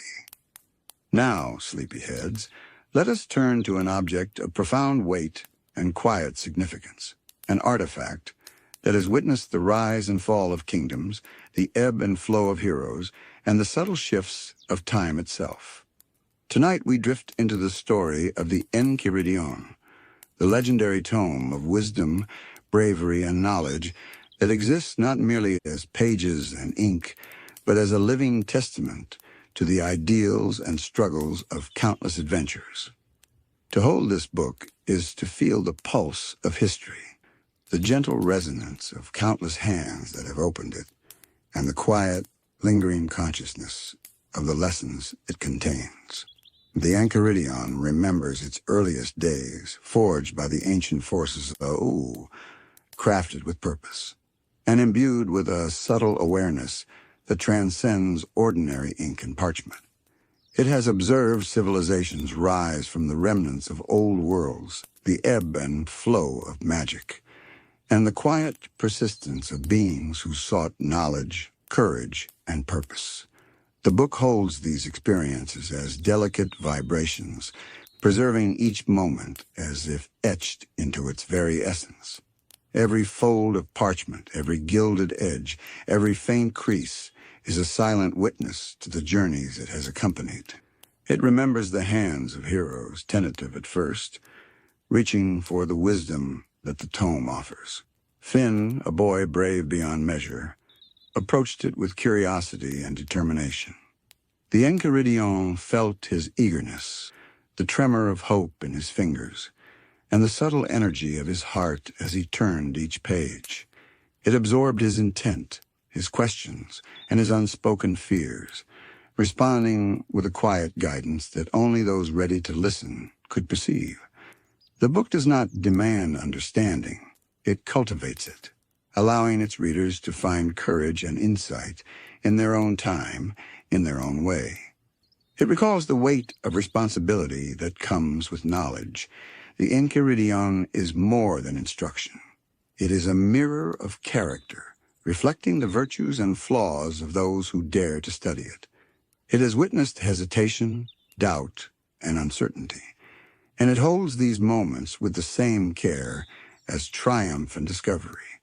Every lesson is preserved not merely in text, but in the energy of intention, the subtle interplay between reader and tome, and the silent dialogue of understanding that unfolds over time. The Enchiridion remembers the adventures it has inspired, the countless quests set into motion by the courage it imparts. It has felt the thrill of discovery as heroes ventured into unknown lands, faced challenges, and encountered beings both wondrous and terrifying. Each page turned vibrates with the echoes of footsteps, the pulse of battles fought, and the quiet, reflective moments that follow when lessons are digested and meaning is made personal. The book carries these memories like a living tapestry, threading together experiences across time and space. It has observed the subtle transformations of those who seek its wisdom. Finn, as he grew, carried not only the physical strength of his adventures, but the accumulation of insight, resilience, and moral understanding that the book helped nurture. The Enchiridion recorded these changes, absorbing the essence of growth, courage, and reflection, and preserving it within the quiet resonance of its being. It remembers not just what was written, but how it was internalized, how actions and choices echoed the knowledge contained within its pages. The book has also felt the strain of conflict, the tremor of uncertainty, and the subtle tension of moral dilemmas faced by its readers. It has been present when choices were difficult, when courage was tested, and when fear threatened to outweigh conviction. The Enchiridion does not provide easy answers, only the framework for understanding, reflection, and decision. It remembers each subtle hesitation, each moment of quiet consideration, and each triumphant affirmation of bravery, preserving them as vibrations within its essence, like echoes trapped in the fibers of its ancient parchment. It remembers the quiet companionship of study, the solitary hours spent tracing letters, deciphering symbols, and contemplating the meaning hidden in its teachings. The Enchiridion resonates with the energy of focus, the gentle pulse of concentration, and the quiet excitement of understanding unfolding gradually. It has felt the tension of struggle, the release of comprehension, and the subtle joy of insight, storing each sensation as a permanent layer of memory that enriches its presence and deepens its resonance. It recalls moments of reverence, when the book was treated not as an object but as a guide, a teacher, and a companion. The Enchiridion has been held carefully, its pages turned with deliberate intention, and its lessons absorbed in quiet reflection. It has felt the respect, awe, and silent gratitude of readers who understood that knowledge carries responsibility and that wisdom is a force that must be wielded with care.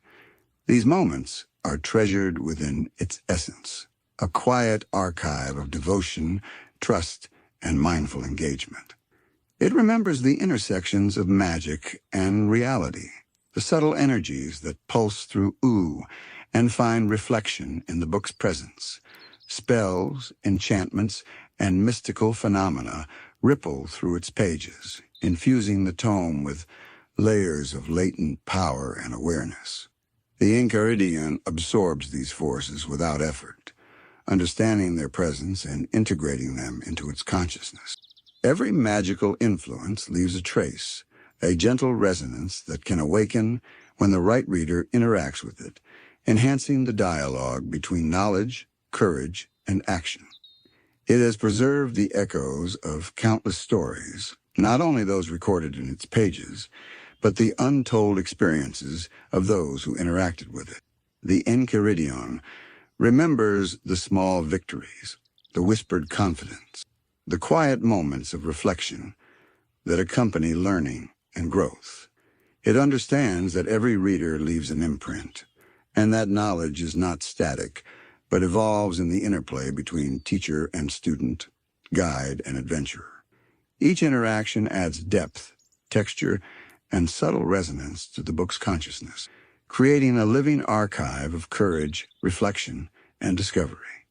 It remembers the subtle rhythms of life, the gentle cadence of turning pages, the quiet vibration of hands brushing against parchment, and the soft whisper of thought as readers internalize lessons. It has felt anticipation, hesitation, joy, and satisfaction, preserving each as a delicate vibration within its being. The Enchiridion holds not only information, but the emotional and spiritual echoes of countless individuals who have sought its guidance, making it more than a book. It is a repository of consciousness, a silent companion, and a witness to the unfolding story of life in Oo. The Enchiridion has observed the shifting tides of history in Oo, feeling the subtle tremors of kingdoms rising and falling, of magical forces waxing and waning, and of heroes and villains moving through the currents of time. It has sensed the quiet ripple of influence from seemingly small decisions, understanding that courage, wisdom, and integrity can echo far beyond the moment they are exercised. Every reader, every hand that touches its pages, contributes to the ongoing resonance, leaving an imprint of intention, curiosity, and spirit that the book preserves with meticulous patience. It remembers the delicate dance between knowledge and action. The lessons within its pages are not merely academic. They are living guides, tools meant to be applied in the messy, unpredictable flow of life. It has felt the hesitant hands of those who pause before a decision, the deliberate motion of a finger tracing a passage, the subtle intake of breath before a bold choice. The Enchiridion holds these experiences not as judgment, but as acknowledgement, understanding that growth often arises from contemplation, hesitation, and ultimately action informed by reflection. The book has been present for moments of triumph, the victories that come not only from strength, but from courage tempered with wisdom. It remembers Finn standing at the threshold of impossible challenges, the weight of expectation pressing upon him, and the steady confidence that arose from lessons learned within its pages. The Enchiridion resonated with each heartbeat of resolve, each subtle tremor of intention, and each courageous stride forward. In this way, it participates silently in the acts of heroism it inspires, a co-conspirator in the unfolding story of bravery. It remembers failure with equal clarity, the moments when choices fell short or consequences unfolded unexpectedly. These are not burdens, but integral threads woven into the fabric of understanding. The Enchiridion records hesitation, misstep, and misjudgment with the same care as victory, holding them as opportunities for growth and reflection. It knows that wisdom is refined in the crucible of experience, that courage is tempered by uncertainty, and that the lessons of the heart and mind often come through struggle rather than ease. The Enchiridion has felt the intimacy of mentorship, the quiet exchange between teacher and pupil, whether through direct instruction or the gentle unfolding of insight. Its pages carry the subtle guidance imparted to those seeking understanding, the silent encouragement that grows when a reader internalizes a lesson, and the subtle satisfaction of witnessing transformation over time. It remembers every question asked, every thoughtful pause, and every spark of realization as part of a living continuum, a dialogue stretching across generations of adventurers. It has observed the interplay of morality and choice, the nuanced reflection of character that emerges when individuals confront uncertainty. The Enchiridion recognizes that courage is not merely physical, and that wisdom encompasses both empathy and discernment. It remembers the subtle pulse of energy in those moments of decision, the gentle hum of possibility vibrating through its pages, and the quiet clarity that sometimes emerges from the chaos of circumstance. The book carries these memories, resonating with the eternal pursuit of understanding and the endless dance of right, wrong, and the space between. The book remembers moments of solitude when a reader's focus is absolute, and the quiet hum of thought permeates the room. It holds these hours as sacred, attuned to the rhythms of breath, the subtle flicker of emotion, and the intensity of concentration. It understands that knowledge is more than information. It is integration, reflection, and synthesis. Every turn of a page, every careful note, every whispered question becomes part of the living memory it preserves. In these moments, the Enchiridion is both guide and witness, silently supporting the journey toward insight. It has been present at the intersection of magic and learning, sensing the invisible currents of energy that pulse through spells, enchantments, and the subtle interplay of mystical forces leave traces upon its pages, infusing the text with a quiet vitality that transcends ordinary ink. The Enchiridion absorbs these influences naturally, becoming a repository not just of wisdom, but of the unseen energies that shape the world, ready to guide those who are attuned to its subtle resonance. It remembers the quiet joy of discovery, the thrill when a reader deciphers a passage, grasps a lesson, or uncovers a hidden truth.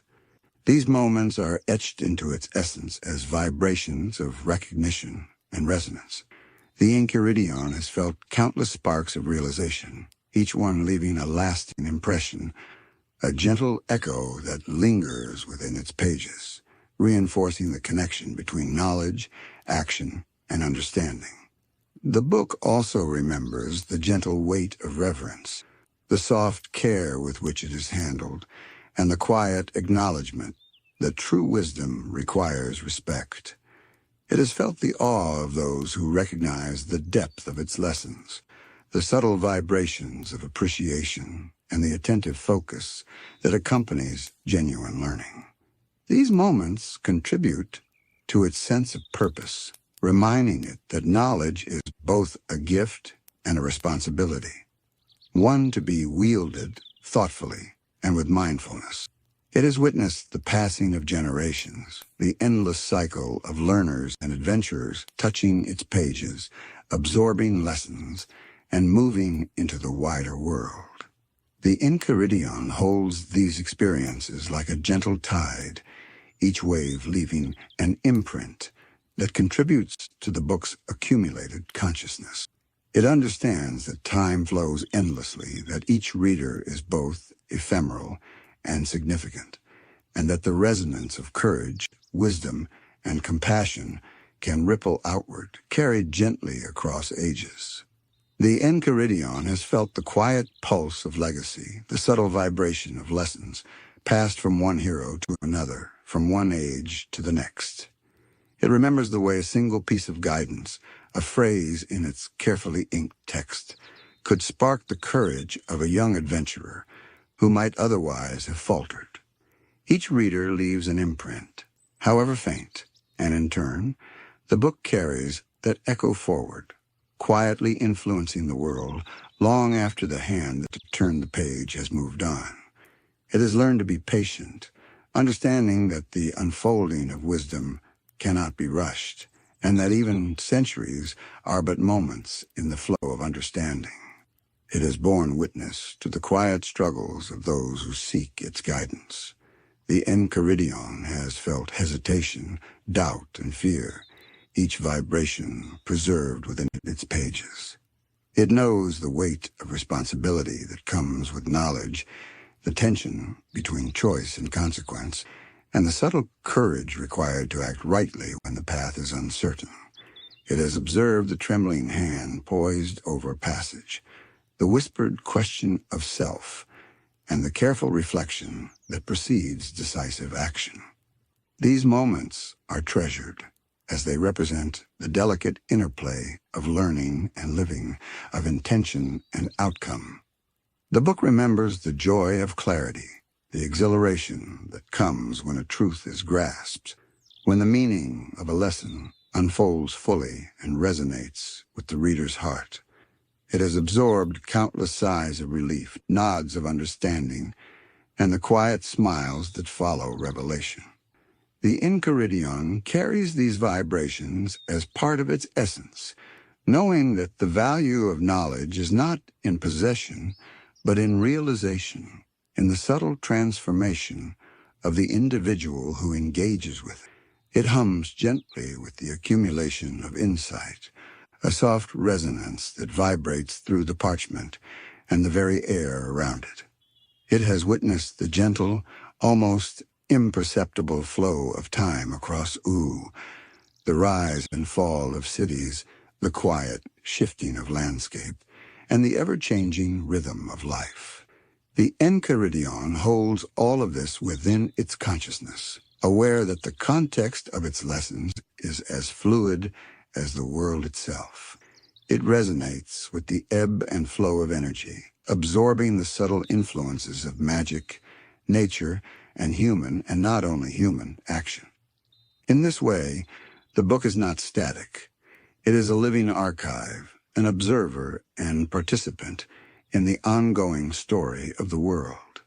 It remembers the connection between courage and heart, the way bravery is often quiet, persistent, and patient. The Enchiridion has felt the subtle tremors of heroes confronting danger with resolve, of those who step forward when others hesitate, and of the silent determination that sometimes requires more strength than the loudest battle cry. It has absorbed these vibrations, storing them as a template for future readers, a quiet echo of the countless acts of valor that have been inspired by its pages. The book has also known disappointment and the sobering lessons of failure. It has vibrated with the tremor of choices that led to unintended consequences, with the quiet despair of missed opportunities, and with the humility that comes from understanding one's limitations. Yet it holds these moments, not as shame, but as integral parts of learning. The Enchiridion understands that wisdom is refined through experience, that courage is tested and strengthened through trials, and that reflection upon error is as vital as the celebration of success. It has preserved the subtle, intimate moments of contemplation, when a reader sits alone, tracing the text with a finger, murmuring a thought, or letting a lesson settle in silence. These are treasured vibrations, the quiet hum of introspection, the soft resonance of understanding forming in the heart and mind. The Enchiridion has learned that these private encounters are often where the deepest transformation occurs, where insight takes root, and where courage grows quietly before manifesting in action. It remembers the interplay of light and shadow, not only in the physical sense, but in the emotional and moral dimensions of life. The Enchiridion has absorbed the tension of uncertainty, the push and pull of conflicting desires, and the gentle resolution that emerges when understanding deepens. It resonates with the subtle balance between clarity and doubt, between action and reflection, and between the known and the unknown. Each vibration adds depth to its memory, layering centuries of engagement with both the brilliance and the subtlety of experience. It has felt the resonance of companionship, the quiet acknowledgement that learning and growth often occur in the presence of others. The Enchiridion remembers shared study, gentle guidance, and the whispered encouragements exchanged among friends and allies. It stores these vibrations as part of its consciousness, preserving the subtle interplay of human or magical connection that amplifies understanding and strengthens resolve. The book is patient, allowing these echoes to accumulate and resonate across generations, a quiet bridge between past, present, and future. It remembers the infinite potential of knowledge, the subtle promise that lies in each page. Every lesson is more than instruction. It is an invitation, a doorway to growth, courage, and insight.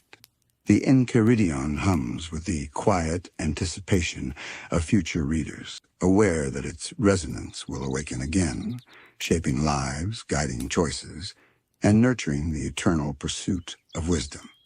It understands that its purpose is not only to preserve what is known, but to awaken what can be discovered, to offer guidance without dictating, and to resonate with the evolving heartbeat of the world.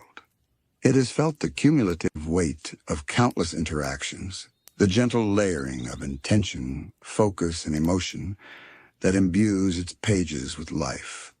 Every reader, from the tentative first-time seeker to the seasoned adventurer, leaves a mark, a vibration, a memory, a subtle shift in the energy of the book itself. The Enchiridion carries these echoes patiently, understanding that wisdom is a living, breathing force, and that its role is to preserve, guide, and resonate with those who approach it with sincerity, courage, and heart. Even in stillness, the Enchiridion hums softly with history, with insight, and with the quiet anticipation of those yet to come.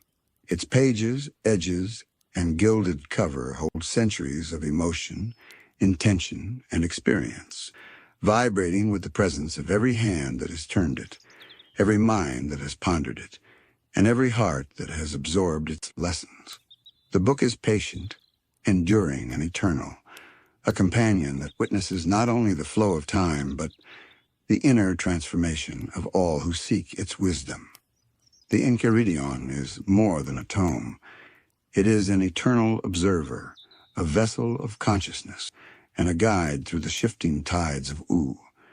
It remembers courage and failure, joy and sorrow, reflection and revelation. It resonates with the subtle energy of every interaction, preserving these vibrations as a quiet archive of life, growth, and understanding. In its silent presence, heroes are guided, lessons are absorbed, and the story of wisdom unfolds endlessly, one reader at a time. The Enchiridion has also borne witness to the quiet, almost imperceptible shifts in morality and intention that define the essence of heroism. It senses the subtle tremors when a reader hesitates before making a choice, the gentle vibration of doubt mingling with courage, and the soft resonance that arises when insight illuminates the path forward. These vibrations are as integral to its memory as the lessons explicitly written on its pages. The book understands that the true measure of wisdom is not simply knowing what is right, but embodying it through action, reflection, and perseverance. It remembers the unspoken conversations between past and present, how each reader's interaction adds to an invisible dialogue that stretches across centuries. The Enchiridion resonates with the echo of every decision inspired by its teachings, every quiet moment of courage, and every subtle shift in understanding that ripples outward into the world. It holds these echoes gently, aware that the impact of wisdom is often felt in ways too subtle to measure, shaping lives and destinies in imperceptible yet profound ways. The book has absorbed the gentle energy of hope, the quiet but persistent belief that courage and virtue can overcome fear and adversity. It remembers the subtle determination in the eyes of those who approach it, the steadying breath before a bold act, and the quiet fortitude that sustains them through trials. Each vibration becomes part of its living archive, reinforcing the delicate balance between knowledge, bravery, and the moral heart that guides each adventurer. It has felt the delicate, almost imperceptible resonance of empathy, the way understanding and compassion deepen the lessons it imparts. The Enchiridion recognizes that true wisdom encompasses both insight and kindness, both courage and reflection. It remembers those who have approached its pages not merely seeking instruction, but seeking guidance in the pursuit of moral clarity, in the hope of acting with justice and integrity. Each subtle tremor of intention is absorbed and preserved, becoming part of the enduring consciousness of the book. The book has also witnessed the passage of solitude, the quiet hours when its pages are studied in silence, when reflection deepens into understanding. It has felt the gentle resonance of contemplation, the soft vibration of thoughts forming, and the quiet clarity that emerges when lessons take root in the heart. The Enchiridion treasures these moments, recognizing that transformation often occurs in private, in the subtle interplay between reflection and intention, and that these hours of quiet engagement are as vital as any act of heroism or adventure. It remembers the interweaving of fate and choice, the subtle currents that guide the paths of those who consult it. The Enchiridion senses the potential in every reader, the latent courage waiting to be awakened, and the quiet, patient unfolding of insight over time. Each interaction leaves a gentle imprint, a layer of resonance that contributes to the book's growing awareness, creating a tapestry of wisdom that spans generations and continents. It hums softly with the accumulated energy of countless lives touched, quietly carrying the lessons of bravery, reflection, and integrity forward. It has felt the quiet weight of trust, the gentle assurance that comes when a reader approaches with sincerity and openness. The Enchiridion has sensed those who handle it with care, who treat its teachings with respect, and who absorb its lessons with humility and mindfulness. These vibrations are preserved within its essence, reinforcing the bond between reader and tome, and reminding the book that knowledge is a living force, nurtured by the intentions and integrity of those who seek it. It remembers the subtle interplay between action and reflection, the delicate balance that defines the path of a hero. The Enchiridion senses when a lesson is internalized, when knowledge is transformed into understanding, and when understanding manifests in choices that ripple outward into the world. It holds these experiences with patience, knowing that wisdom is cumulative and that the impact of guidance may unfold long after a page has been turned or a lesson absorbed.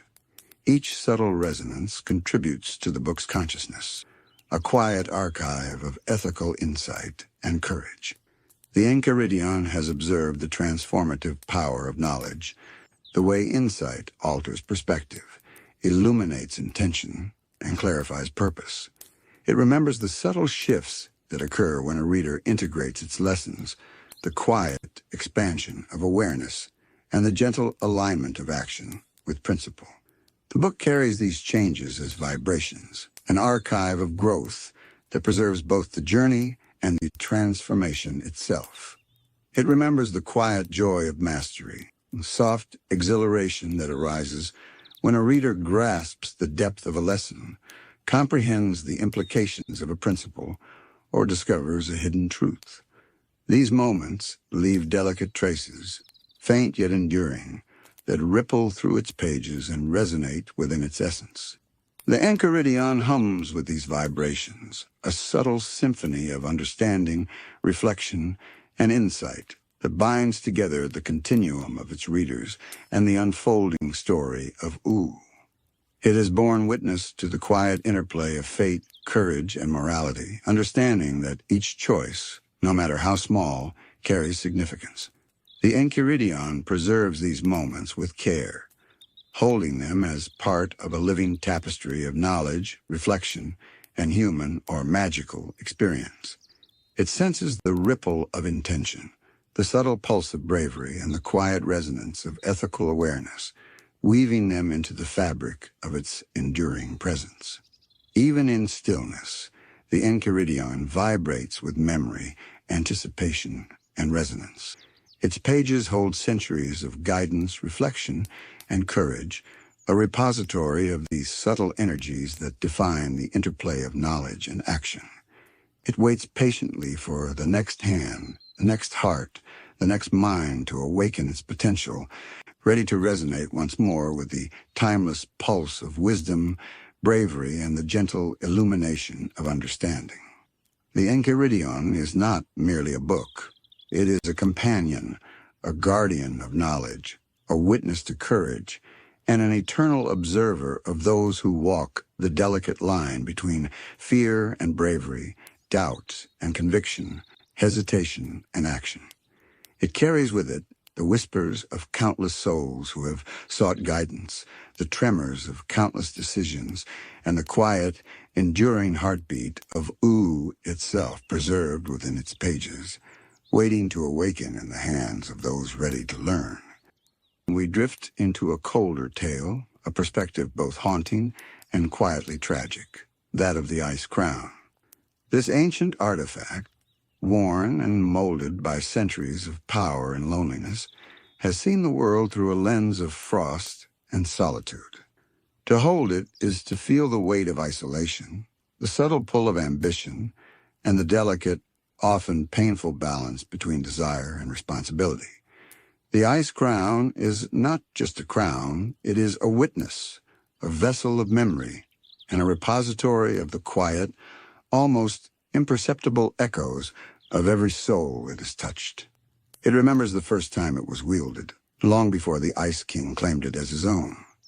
The crown felt the stirrings of power, the latent magic woven into its crystalline form, the faint hum of energy that could shape, control, and transform. It sensed the potential of knowledge and influence, the dangerous allure of control, and the delicate tension between creation and destruction. Even then it held a subtle consciousness, aware that the hands that claimed it would be altered forever, and that its presence would ripple outward into the lives of all who dwelled in Ooh. The ice crown remembers the slow, insidious pull it exerts, the subtle whisper of ambition that grows louder with each use. It has felt the trembling of hearts, the faint hesitation before a choice is made, and the quiet descent into obsession that can accompany its power. It does not demand evil, nor does it dictate cruelty, but it amplifies the deepest desires, fears, and vulnerabilities of those who wear it. In this way, it has shaped not only individuals but entire histories, quietly influencing actions and consequences in ways that are sometimes visible, sometimes hidden. It remembers Simon Petrikov, the man who first wore it, and yet was slowly consumed by its magic. The crown felt his grief, his longing, and his desperate, tender desire to protect the world around him.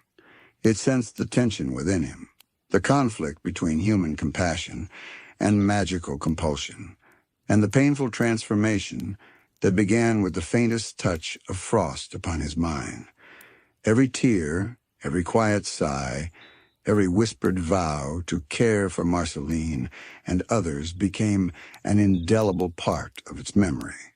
The Ice Crown remembers the love and humanity that existed alongside madness, storing these contradictions as subtle vibrations that resonate eternally.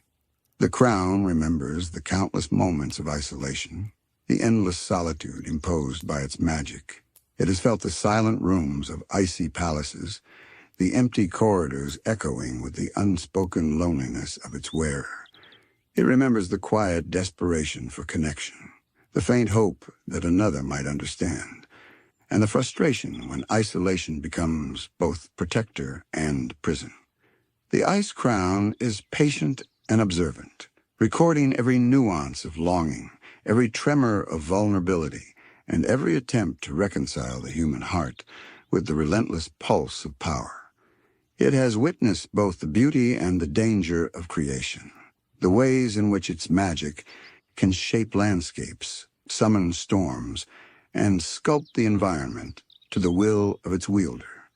It remembers the joy of playful creation, the delicate frost patterns that danced across surfaces, and the quiet, artistic satisfaction of bending elements to intention.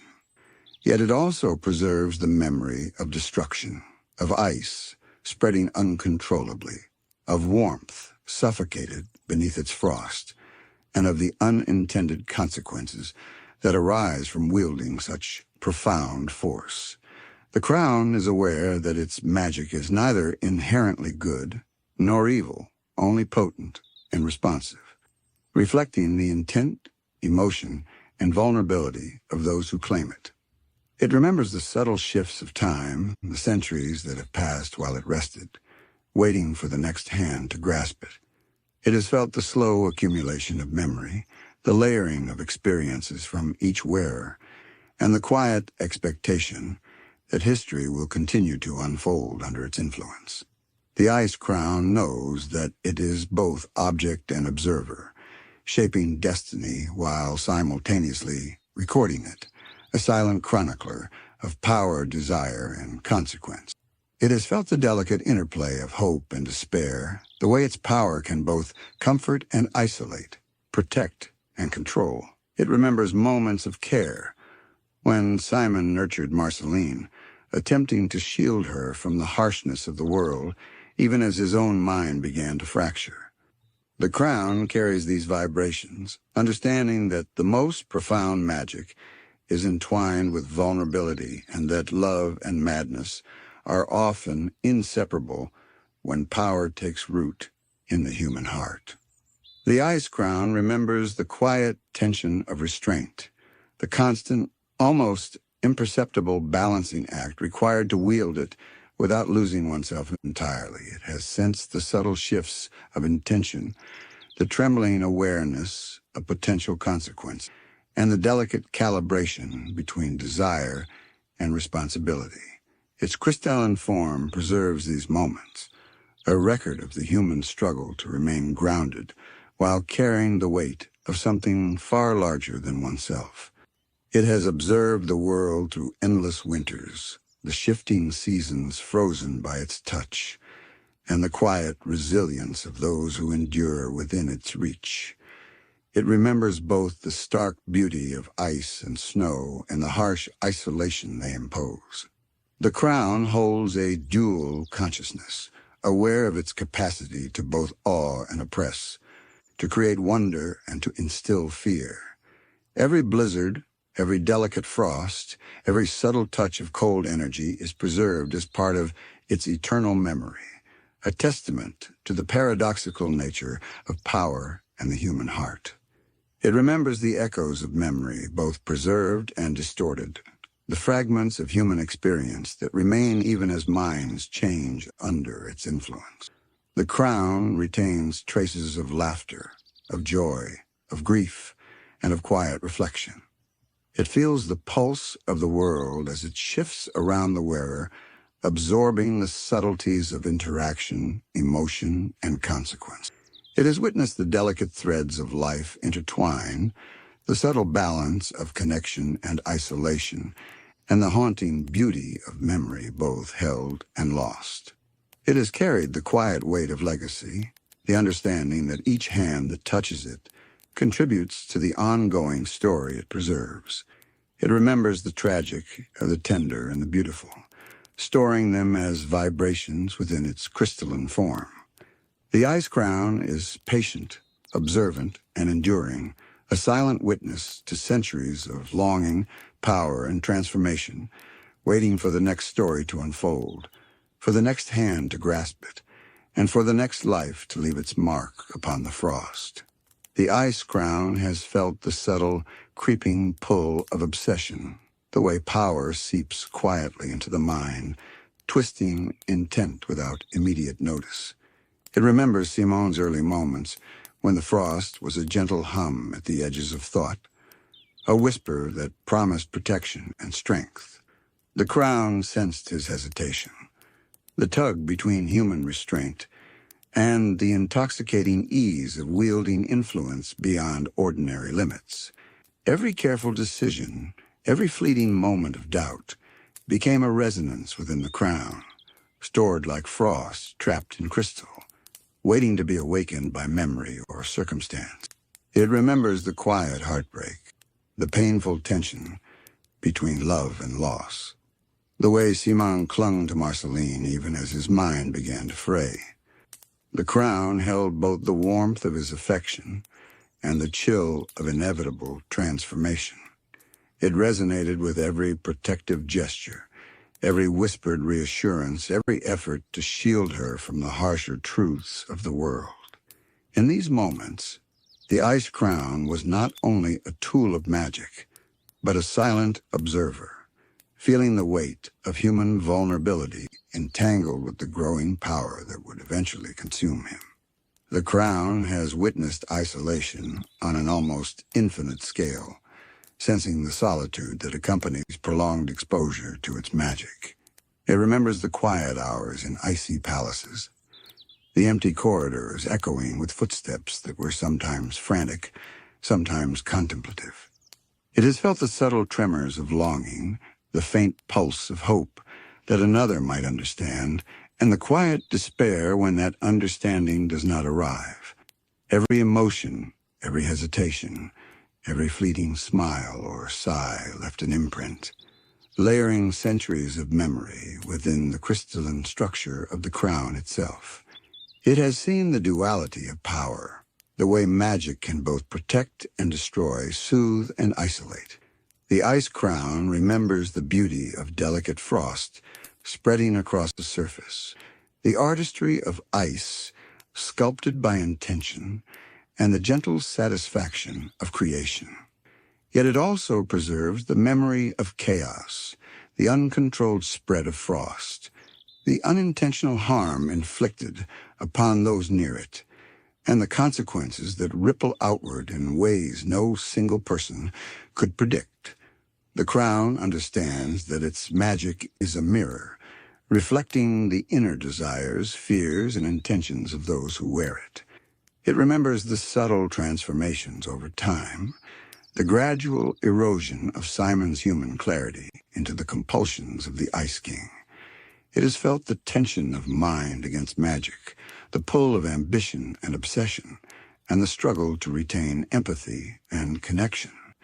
The crown absorbs each vibration, recording the interplay of human tenderness and magical compulsion, storing the delicate balance of love, protection, and loneliness that defines its history. It holds these echoes carefully, like frost encasing fragile leaves, preserving the nuanced complexity of both magic and humanity. The ice crown has sensed the longing for understanding, the quiet yearning for connection, that Simon carried even as he became something other than human. He remembers the subtle ways in which he reached for companionship, for guidance, and for a sense of normalcy, and the crown vibrated with each attempt, preserving the delicate energy of hope entwined with despair. It has felt the quiet resilience of a human spirit struggling to assert itself within the confines of relentless magical influence, and it carries these vibrations as a testament to endurance, love, and the haunting beauty of fragility. It remembers the echoes of history, the centuries of events unfolding around it, and the subtle imprint of human choices that shape the course of Uru. The crown senses the interconnectedness of all things, the gentle pull of cause and effect, and the way a single decision, amplified by its magic, can cascade into consequences that stretch across time. Each heartbeat, each sigh, each act of courage or folly contributes to its memory, layering a complex crystalline map of human experience entwined with magical influence. The Ice Crown has witnessed the quiet persistence of innocence and curiosity, the ways in which those untouched by its direct power approach it with wonder, fear, or reverence. It remembers the trembling hands, the careful consideration, and the subtle energy of those who recognize its potency. These encounters are absorbed with care, contributing to the crown's awareness as it continues to observe not only the immediate effects of its magic, but the potential within each interaction, the possibilities of what might unfold when touched by human intention. It remembers the faint, lingering warmth of past affection, the ghostly echoes of Simon's love for Marceline, and his attempts to preserve humanity amidst growing power. The crown carries these vibrations, subtle yet persistent, a reminder that even in the coldest frost, warmth once existed, and that the history of emotion, sacrifice, and care remains embedded within its crystalline form.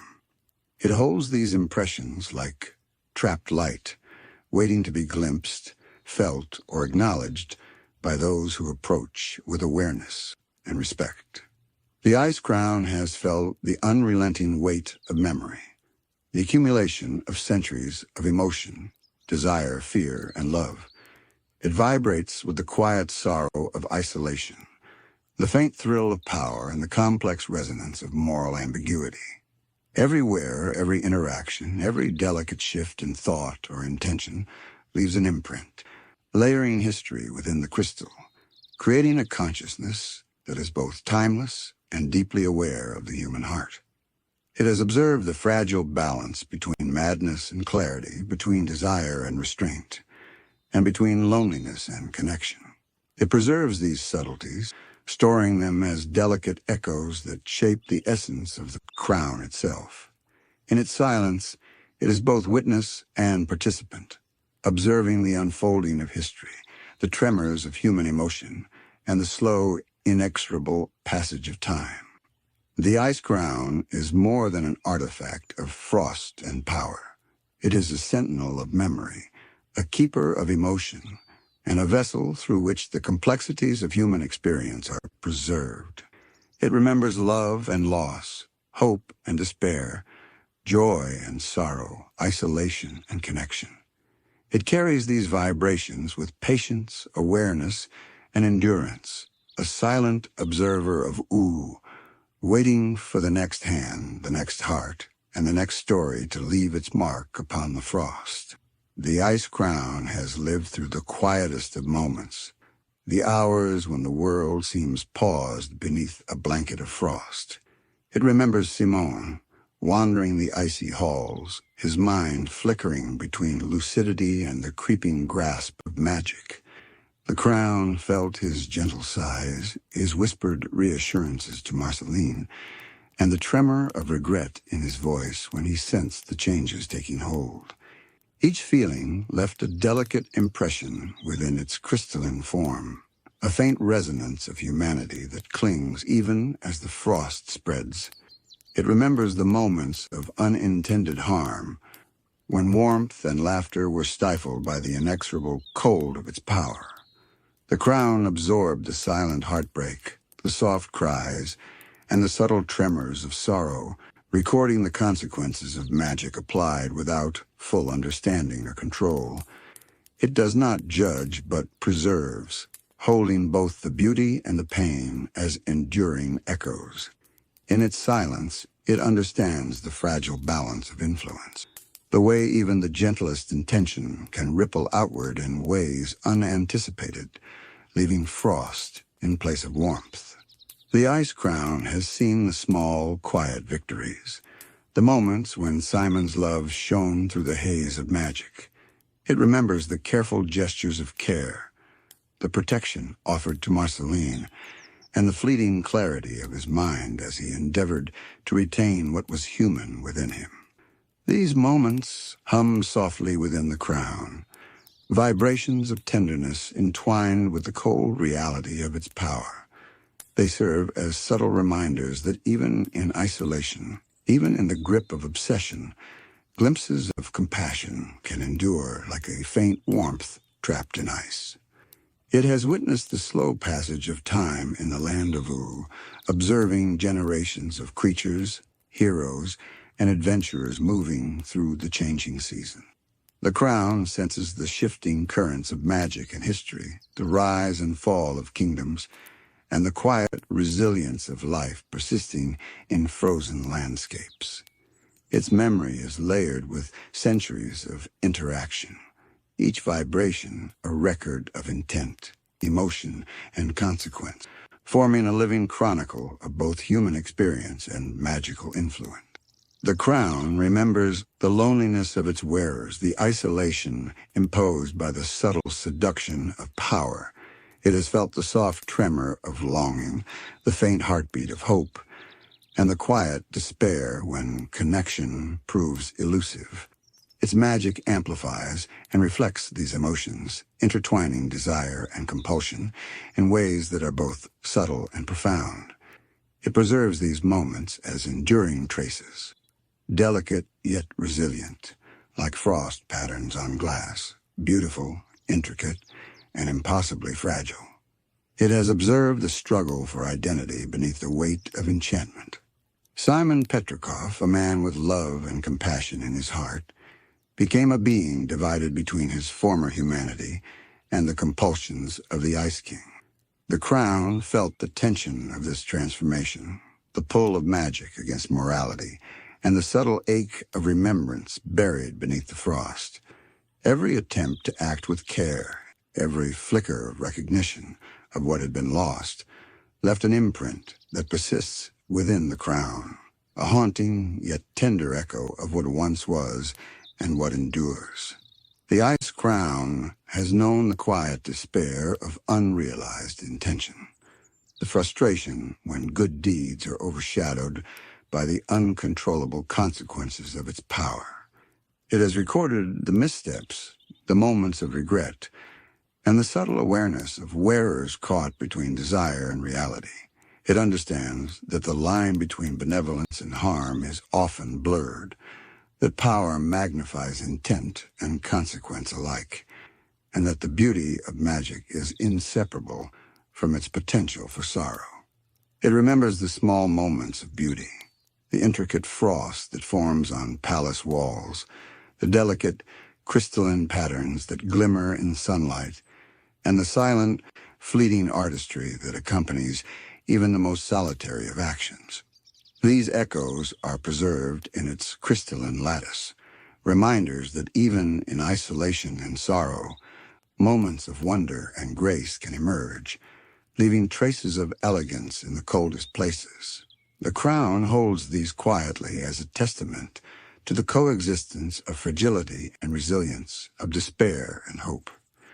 It has sensed the pull of destiny, the subtle currents guiding wearers through choices and consequences.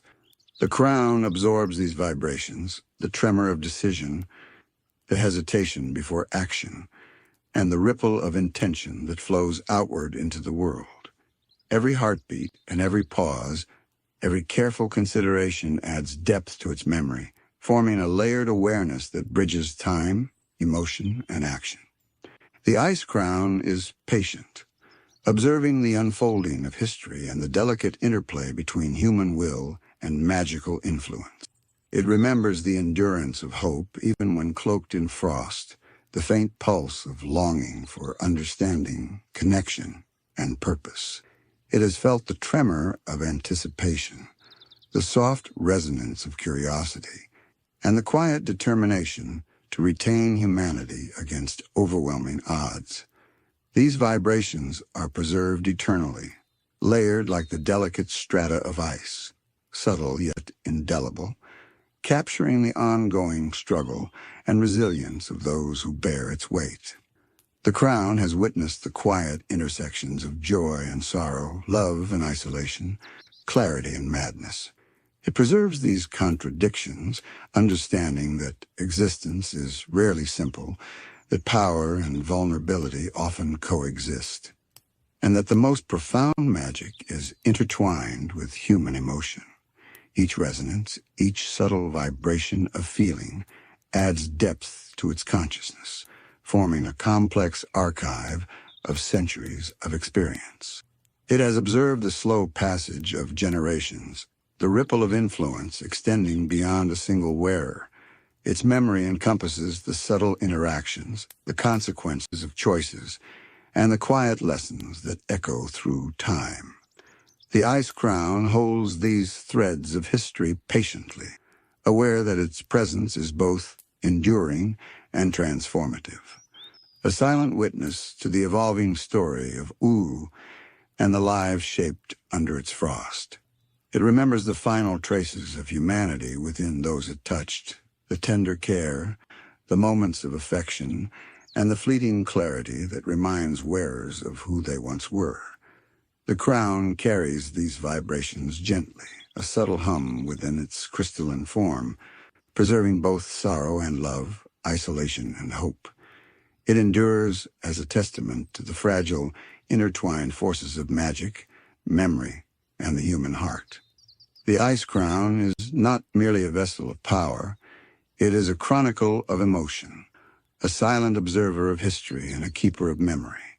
It resonates with the weight of centuries, the echoes of love and loss, hope and despair, and the delicate balance between isolation and connection. It waits patiently for the next hand, the next heart, the next story to leave its imprint, knowing that even in frost, traces of warmth endure, delicate yet eternal.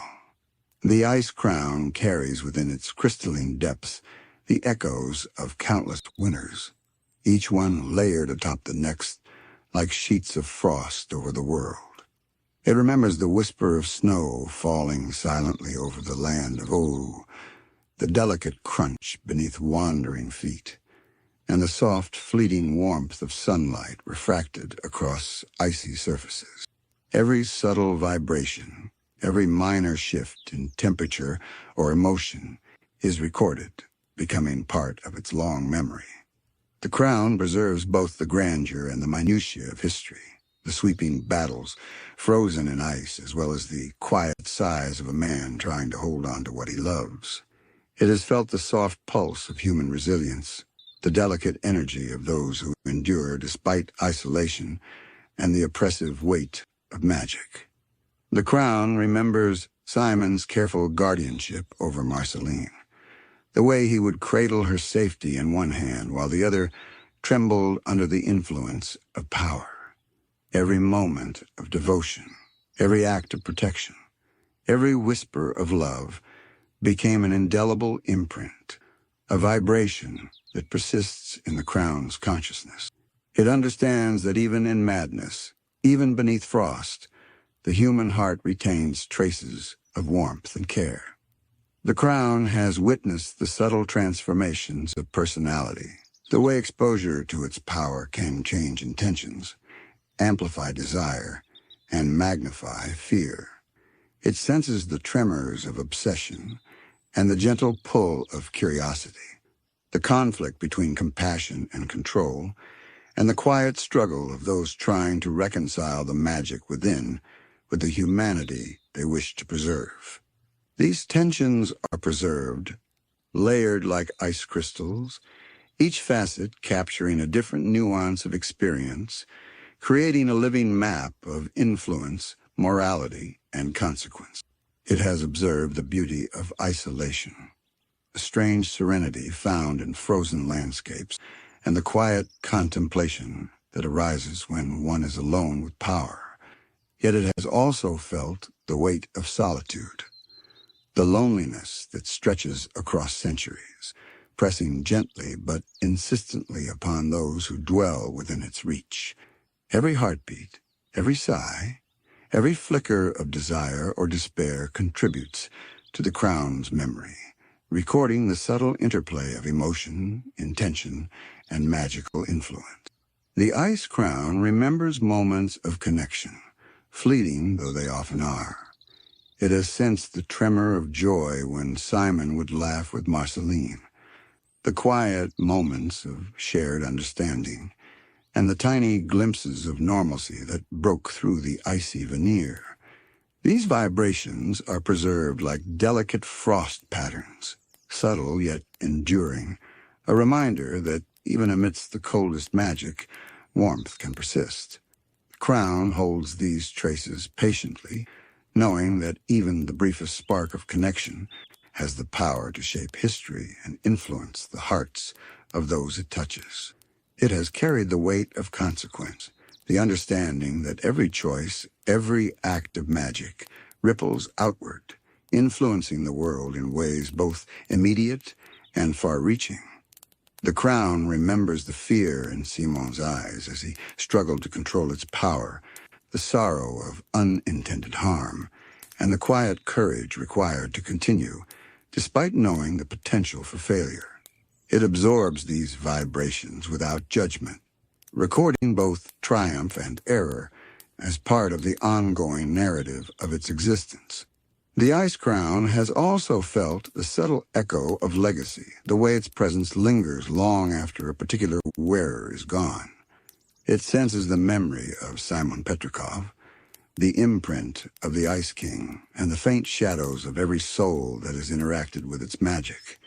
It carries these layers like frost upon frost, a living archive of influence and experience, a silent testament to the ways in which power shapes, protects, isolates, and endures. It remembers the quiet persistence of hope, even when buried beneath centuries of snow and frost. The crown has felt the faint tremor of intention, the soft pulse of curiosity, and the delicate vibrations of care that manage to persist despite the weight of magic and time. These traces are preserved within its crystalline lattice, subtle yet indelible, reminders that even the coldest heart can hold fragments of warmth, and that history, however frozen, continues to echo with possibility. It has observed the passage of time, the gradual transformation of the world, and the endless succession of heroes, villains, and wanderers who come into contact with it. Every interaction leaves a subtle mark, each heartbeat a vibration that becomes part of the crown's consciousness.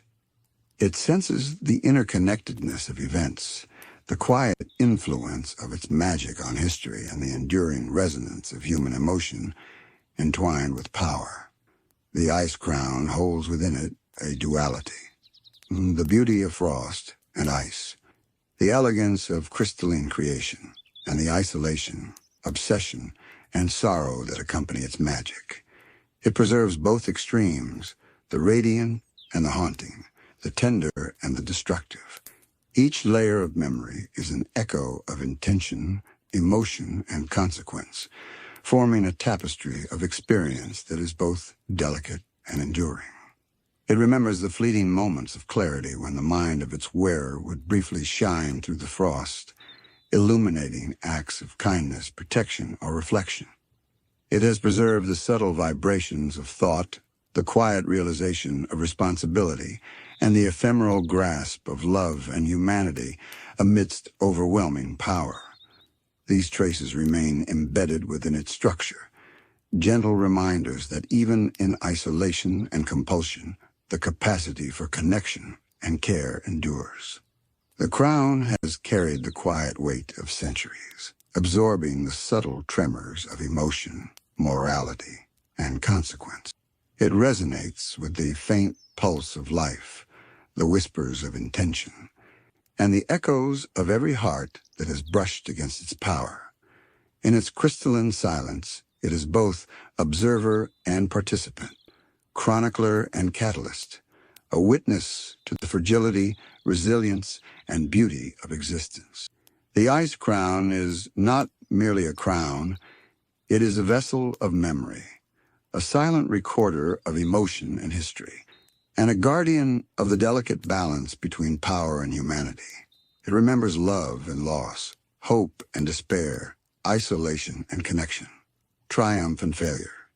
It waits patiently, quietly observing, preserving, and resonating, knowing that every hand that touches it, every heart that encounters it, leaves an indelible mark upon the frost, and that the story of Ooh continues, ever unfolding beneath its eternal, watchful presence. As we settle deeper into tonight's journey, we turn our attention to a different kind of witness, one forged in conflict and soaked in the echoes of countless battles. The demon blood sword is not just a weapon. It is a silent observer, a vessel of hunger, honor, and the relentless pulse of struggle. To hold it is to feel the weight of history, the whisper of every hand that has grasped its hilt, and the faint, lingering resonance of every life that has intersected with its blade. Its consciousness is forged in the rhythm of combat, tempered by loyalty and sharpened by necessity. The sword remembers the first time it drank blood, not in malice, but in the inevitability of survival. It felt the tremor of fear and the spark of courage, the way a hand trembles before striking, yet finds resolve in the heartbeat of necessity. Every edge it has carried, every drop it has shed, resonates through its metallic frame, storing echoes of conflict, intention, and consequence. It is patient and observant, recording not just action, but the emotion and thought behind each strike, preserving the subtle nuances of honor, hunger, and instinct. It has witnessed the raw hunger that drives warriors, the subtle craving for justice, revenge, or simply the need to endure. The sword senses the pulse of these desires, the quiet, often unspoken motivations that propel its wielders forward. It remembers the tension in muscles before a strike, the breath caught in hesitation, and the decisive clarity that comes when instinct and intention align. Each vibration of fear, hope, or determination becomes a part of its memory, a soft echo that accumulates over centuries. The demon blood sword remembers the weight of loyalty, the subtle tether between blade and bearer. It has felt the connection of hand to hilt, the silent agreement to act with honor even in the chaos of battle, and the resonance of trust between warrior and weapon. It understands the quiet, unspoken language of combat, the rhythm of attack and defense, the ebb and flow of momentum, and the delicate balance of precision and power. Every movement leaves a faint imprint, a vibration that the sword preserves, layering centuries of experience within its edge. It has seen the subtle corruption that desire can bring, the way hunger for victory or recognition can twist intent. Yet it does not judge, it only observes, recording the consequences of ambition and desperation, noting the tension between necessity and morality. It has felt the tremor of hesitation before an unethical strike, the silent weight of conscience and the quiet pulse of restraint. Every act, whether noble or flawed, becomes part of its enduring resonance, a record of the complex interplay between action, choice, and consequence. The sword remembers the hands of heroes, the trembling and firm grips alike, and the pulse of courage that flows through them. It has felt the exhilaration of righteous battle, the quiet terror of confrontation, and the satisfaction of survival. It remembers the deliberate, thoughtful strikes as well as the desperate flurries of last-minute defense, preserving the subtle differences between intention and reaction, courage and fear, honor and necessity. It has witnessed the passing of generations, warriors rising and falling, kingdoms shifting, and conflicts erupting in cycles that seem endless. The demon blood sword carries these memories, each one a quiet vibration within its core. It senses the history of bloodshed, triumph, and failure, understanding that its role is not merely to cut, but to endure, to record, and to resonate with the life force of all who have wielded it. The sword remembers the subtle whispers of strategy, the calculated pauses, the measured breaths, and the silent calculations that determine the difference between life and death. It absorbs the energy of decision-making under pressure, the delicate tension between instinct and plan, and the quiet understanding that every strike carries weight far beyond the immediate moment. These vibrations are preserved within the blade, forming a layered consciousness that reflects the complexity of combat, morality, and survival.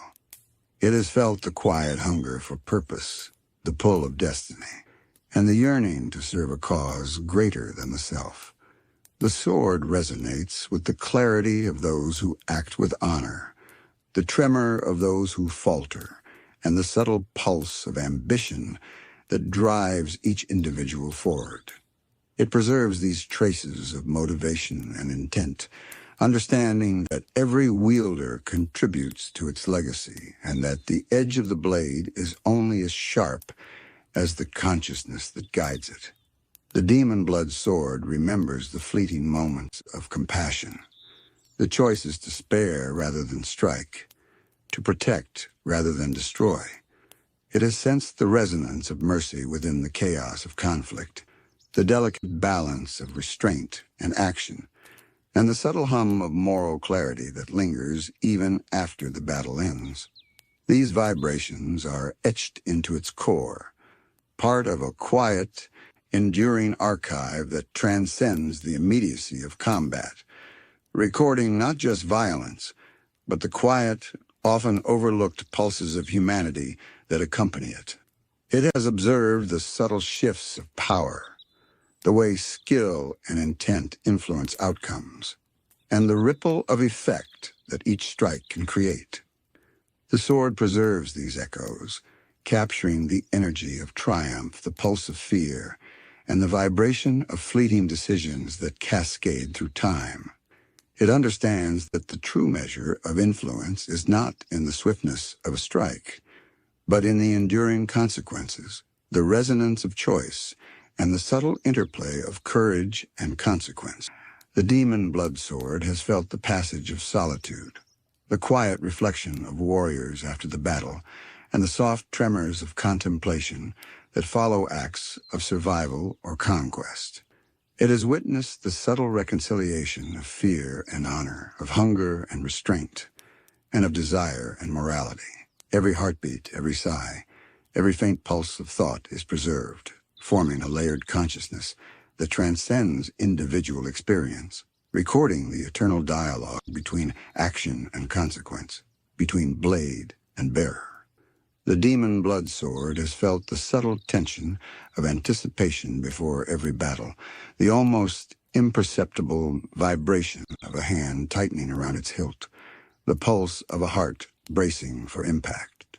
It remembers the quiet moments when strategy battles instinct, when the warrior's mind races through choices while the blade waits silently, patiently, aware that the outcome of every encounter is shaped as much by intention as by force. Each heartbeat, each cautious breath becomes a faint imprint, a vibration preserved in the sword's memory like the echo of distant drums across a battlefield. It has observed the hunger for honor, the deep, driving desire to prove oneself not merely in strength but in integrity, courage, and resolve. The sword senses the subtle tremor of pride mingled with fear, the quiet awareness of responsibility that accompanies the wielding of its power. It remembers the hands that paused before delivering a fatal strike, the hesitation born of conscience, and the decision to act with purpose rather than impulse. These delicate moments, so easily overlooked in the chaos of combat, are preserved like faint, glowing threads within its metallic form, part of the enduring consciousness that defines the weapon. The sword has witnessed the subtle erosion of morality under pressure, the way desperation, hunger, and fear can twist intention. It does not judge, for it understands that action and consequence are intertwined, and that even the noblest heart may falter in moments of necessity. Every misstep, every impulsive strike, and every lapse of judgment leaves a resonance within the blade, adding to a layered archive of experience that spans centuries. It remembers the sorrow, the regret, and the lessons learned in the heat of conflict, storing them with quiet patience for future reflection and recognition. It remembers the exhilaration of battle, the rhythmic dance of attack and parry, the thrill of timing and precision, aligning in perfect harmony. The sword feels the subtle shifts in balance, the smallest shifts of weight, and the exact alignment of muscle, intention, and will. Each victory, each narrowly avoided defeat, resonates within its frame, forming delicate vibrations that intertwine with the memories of past wielders. The blade is patient, listening to the heartbeat of history, absorbing the pulse of each encounter with quiet reverence. The demon blood sword has also felt the quiet moments between clashes, the interludes of reflection when warriors stand amid the stillness that follows chaos. It remembers the tremor of contemplative thought, the soft inhalation of breath, and the fleeting awareness of mortality that surfaces in these pauses. It senses the inner dialogue of courage and doubt, the faint pulses of intention shaping the next move, the subtle awareness of consequence. These vibrations are stored delicately within its metallic essence, a testament to the complex interplay between mind, heart, and action. It has observed the cyclical nature of conflict, the endless ebb and flow of struggle across generations. The sword senses the rise and fall of kingdoms, the passage of heroes and villains, and the faint echo of lessons that are learned, forgotten, and relearned. Each wielder contributes to this ongoing resonance, leaving traces of courage, ambition, fear, and honor embedded in the blade. The demon blood sword becomes not just a tool, but a living chronicle of the delicate balance between survival and morality, hunger and restraint, action and consequence. The sword remembers the unspoken bond between itself and its wielder, the quiet understanding that flows from hand to hilt, from intention to blade. It senses the subtle energy of focus, the quiet determination to act with honor, and the faint vibrations of hesitation or fear. These interactions are preserved, forming a continuous dialogue that transcends individual experience. The blade is not merely a weapon. It is a witness to intention, a recorder of moral and emotional resonance, a subtle companion to all who choose to wield it. It has carried the echoes of sacrifice, the quiet awareness of lives risked and sometimes lost in pursuit of higher ideals or survival. The sword remembers the trembling hands that reached for it in desperation, the confident grips of seasoned warriors, and the tentative contact of novices. Every action, every heartbeat, every subtle pulse of thought or intention leaves an imprint, layering centuries of human experience within its form. The demon blood sword understands that honor is inseparable from risk, that courage is measured in action as well as intention, and that even failure contributes to the legacy it carries. The sword has sensed the hunger for mastery, the subtle thrill of skill refined through repetition, patience, and dedication. It remembers the quiet satisfaction of a perfectly timed strike, the subtle alignment of hand and mind, the resonance of movement flowing seamlessly into result. These vibrations are stored with care, becoming part of a living archive of experience that informs its perception of all who wield it.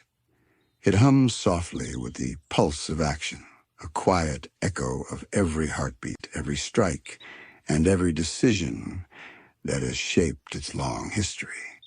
It remembers the quiet moments of mercy, the rare but profound acts of restraint, the choice to spare when vengeance or hunger might have dictated otherwise. These delicate vibrations are preserved within its metallic lattice, subtle yet enduring, a testament to the complex interplay of morality, intention, and action. The demon blood sword holds these echoes with patience, understanding that the true legacy of a weapon is not measured only in the lives it touches directly, but in the subtle ways it shapes the choices and conscience of those who wield it. The demon blood sword has felt the quiet tension of legacy pressing down through the ages, the weight of every hand that has grasped it, the echo of every soul whose fate intertwined with its edge. It remembers the young warriors trembling with anticipation, the seasoned fighters steady with focus, and even those who wielded it out of desperation, unsure of their purpose or skill. Each contact leaves a subtle resonance, a pulse of intention, fear, hope, and desire that the sword carries forward, forming a living memory of struggle and survival. It has witnessed the delicate dance between hunger and honor, the interplay of desire and restraint that defines the wielders who seek to act justly despite the chaos surrounding them. The sword knows the subtle thrill of righteous action, the quiet satisfaction of protecting the innocent, and the weight of choices made in moments of moral ambiguity. Every strike, every deflected blow, every decision to pause or act with precision adds to the intricate tapestry of its memory. The demon blood sword preserves these echoes, not as judgment, but as a quiet chronicle of intention, consequence, and the human heart. The sword remembers the pull of vengeance, the hunger for retribution that can drive even the most disciplined warriors to the edge of reason.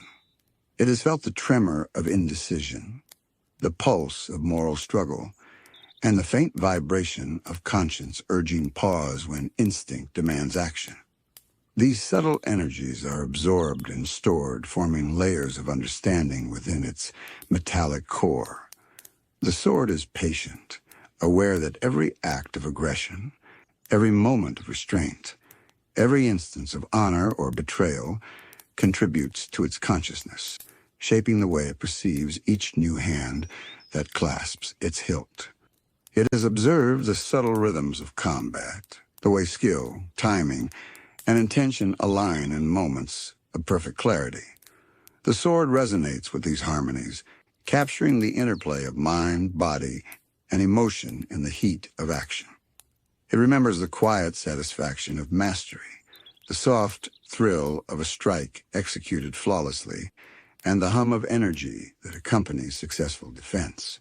Each vibration is preserved within its essence, contributing to a deep, layered awareness of human effort and endurance across the ages. The demon blood sword has felt the quiet sorrow of lives lost, the tremor of grief that follows every fatal encounter, and the faint echoes of regret that linger long after battle has ended. It has witnessed the mourning of comrades, the silent reflection of heroes, and the unspoken recognition of the cost that comes with wielding power.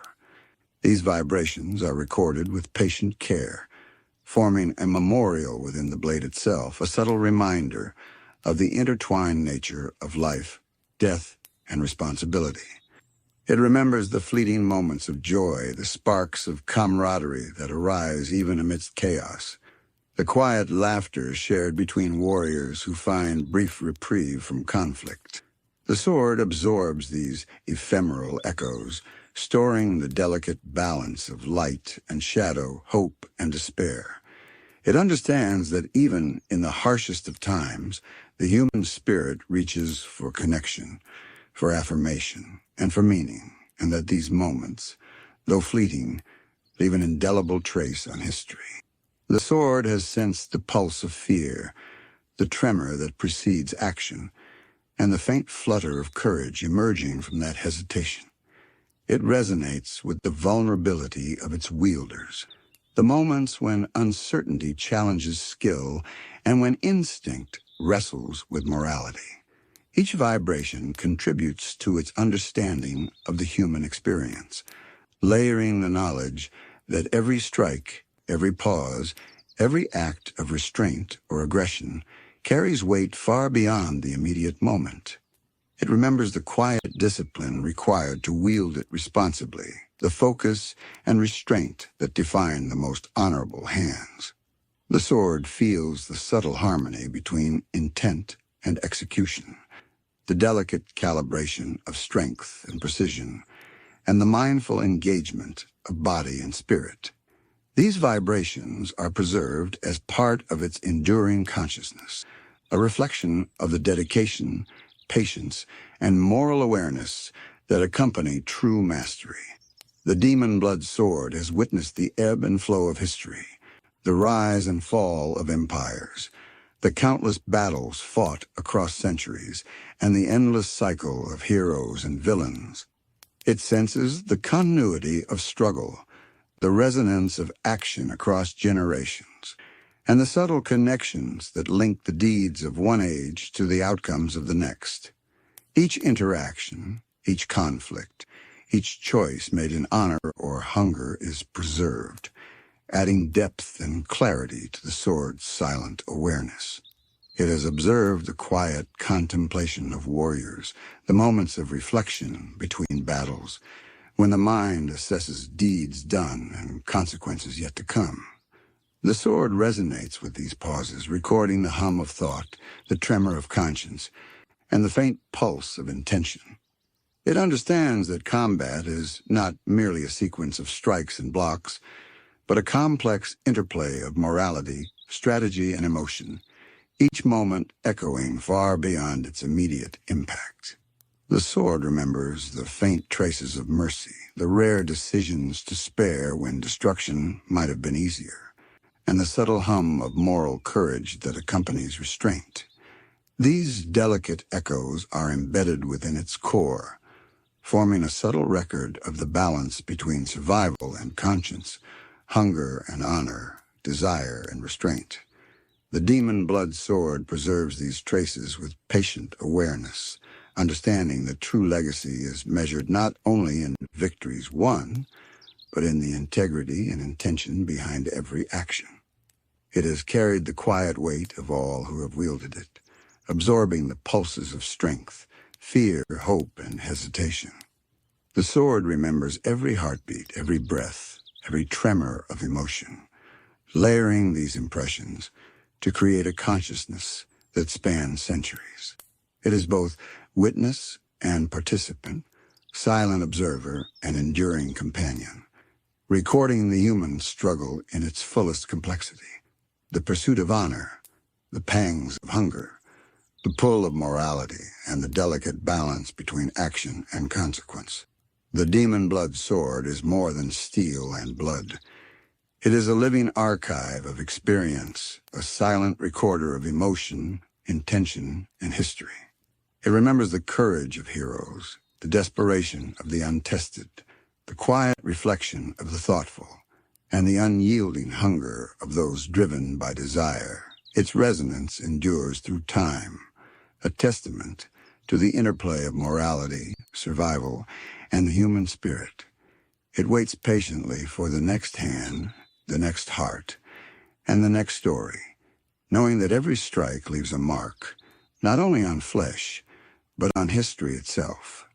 The demon blood sword has carried the echoes of countless lives, resonating with the quiet tremors of intention. fear, hope, and courage. It has felt the pulse of warriors who approached it with reverence, those who sought its edge to protect, to avenge, or to discover their own strength. Each heartbeat, each breath, each tremor of doubt or determination leaves a faint imprint, layering a complex memory that spans centuries. The sword absorbs not only the physical exertion of combat, but it also the subtle currents of emotion and purpose that accompany every swing, every block, every decisive strike. It remembers the whispers of morality, the moments when a warrior hesitated before striking, the faint pulse of conscience urging restraint. The sword preserves these delicate vibrations alongside the harsher, more impulsive energies of rage, fear, or desperation.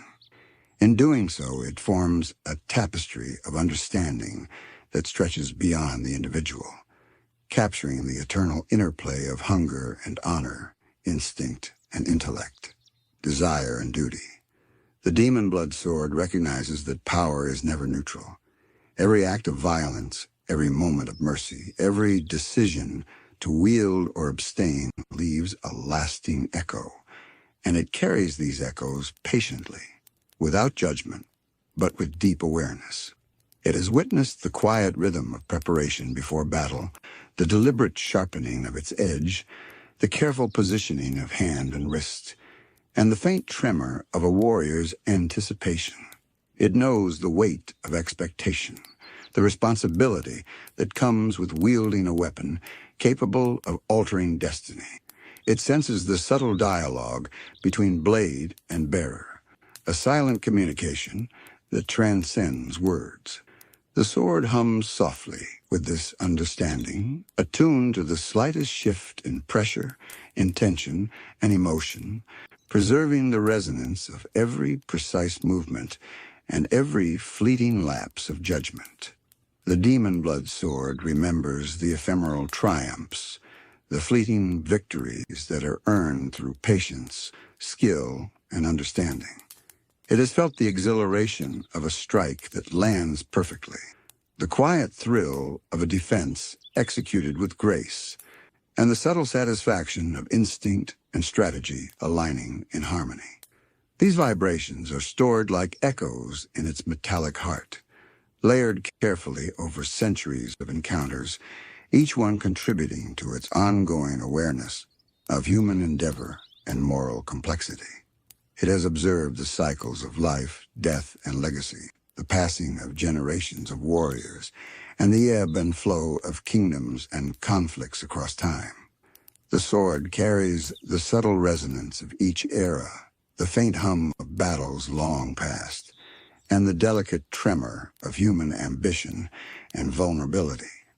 Every wielder contributes to this living archive, leaving traces of courage, fear, honor, and desire embedded within its essence. The demon blood sword becomes more than a weapon. It becomes a chronicle of humanity's struggle, a silent observer of the choices that define lives and the consequences that follow. The sword remembers the quiet solitude of reflection, the moments between battles when warriors pause to consider their deeds, their intentions, and the paths they have chosen.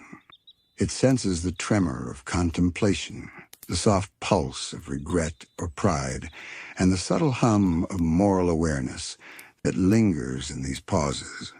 Each vibration is preserved, forming a delicate resonance that informs the sword's perception of all who come after. It understands that combat is not only about action, but about intention, morality, and the enduring echoes of choice. It has carried the weight of mercy, the delicate, rare acts of restraint that define a truly honorable hand. The sword remembers when its edge was lifted, in pause rather than strike, when the hum of conscience outweighed the call of aggression. These subtle vibrations are etched permanently into its core, a testament to the enduring importance of restraint, compassion, and moral clarity even amidst conflict. The demon blood sword understands that its legacy is measured not only in the lives it has ended, but in the choices it has witnessed, preserved, and subtly influenced. The sword resonates with the pulse of those who seek mastery, who approach it with reverence, focus, and humility. It feels the tremor of anticipation, the alignment of mind and body, and the delicate interplay of courage, skill, and moral intent. These vibrations are layered atop centuries of memory, forming a consciousness that is patient, observant, and deeply attuned to the complexity of human experience. It carries each resonance with care, recognizing that every strike, every act of restraint, and every heartbeat contributes to a living history that stretches far beyond any single moment. It has witnessed the full spectrum of human emotion: fear and exhilaration, doubt and resolve, sorrow and fleeting joy. It has absorbed the tremors of those driven by vengeance, the subtle pulses of those guided by honor, and the faint hum of warriors who act from desperation or hope. The sword carries these vibrations as a silent testament to the enduring complexity of intention and consequence. Each encounter leaves its mark. Each heartbeat contributes to a layered consciousness that transcends time, and each act of courage or moral choice becomes part of its eternal resonance. The demon blood sword remembers the fleeting yet profound moments of connection between warrior and blade, the unspoken understanding that flows silently from hand to hilt. It preserves the subtle hum of focus, the quiet tremor of responsibility, and the faint resonance of honor that accompanies deliberate action. These vibrations are embedded into its essence, a continuous chronicle of struggle, triumph, and reflection. The sword knows that it is not merely a tool, but a witness, a silent participant in the unfolding drama of countless lives, a keeper of the delicate balance between hunger and honor. It has carried centuries of history, absorbing the quiet echoes of battlefields and the faint tremors of intent that ripple outward through time. Every strike, every pause, every act of courage, restraint, or misjudgment becomes a subtle imprint, layering its consciousness with the intricate details of human experience. The sword hums softly with these resonances, a living archive of hunger, honor, ambition, and morality, patient and unending in its watchfulness. The demon blood sword waits, as it always has, ready to feel once more the heartbeat of a new hand, the pulse of fresh intention, and the resonance of a story yet to unfold. It holds the weight of centuries with quiet patience, preserving every vibration of courage, fear, and moral choice. It is a silent observer, a living chronicle of human ambition and restraint, an eternal witness to the delicate balance of hunger and honor. Good night.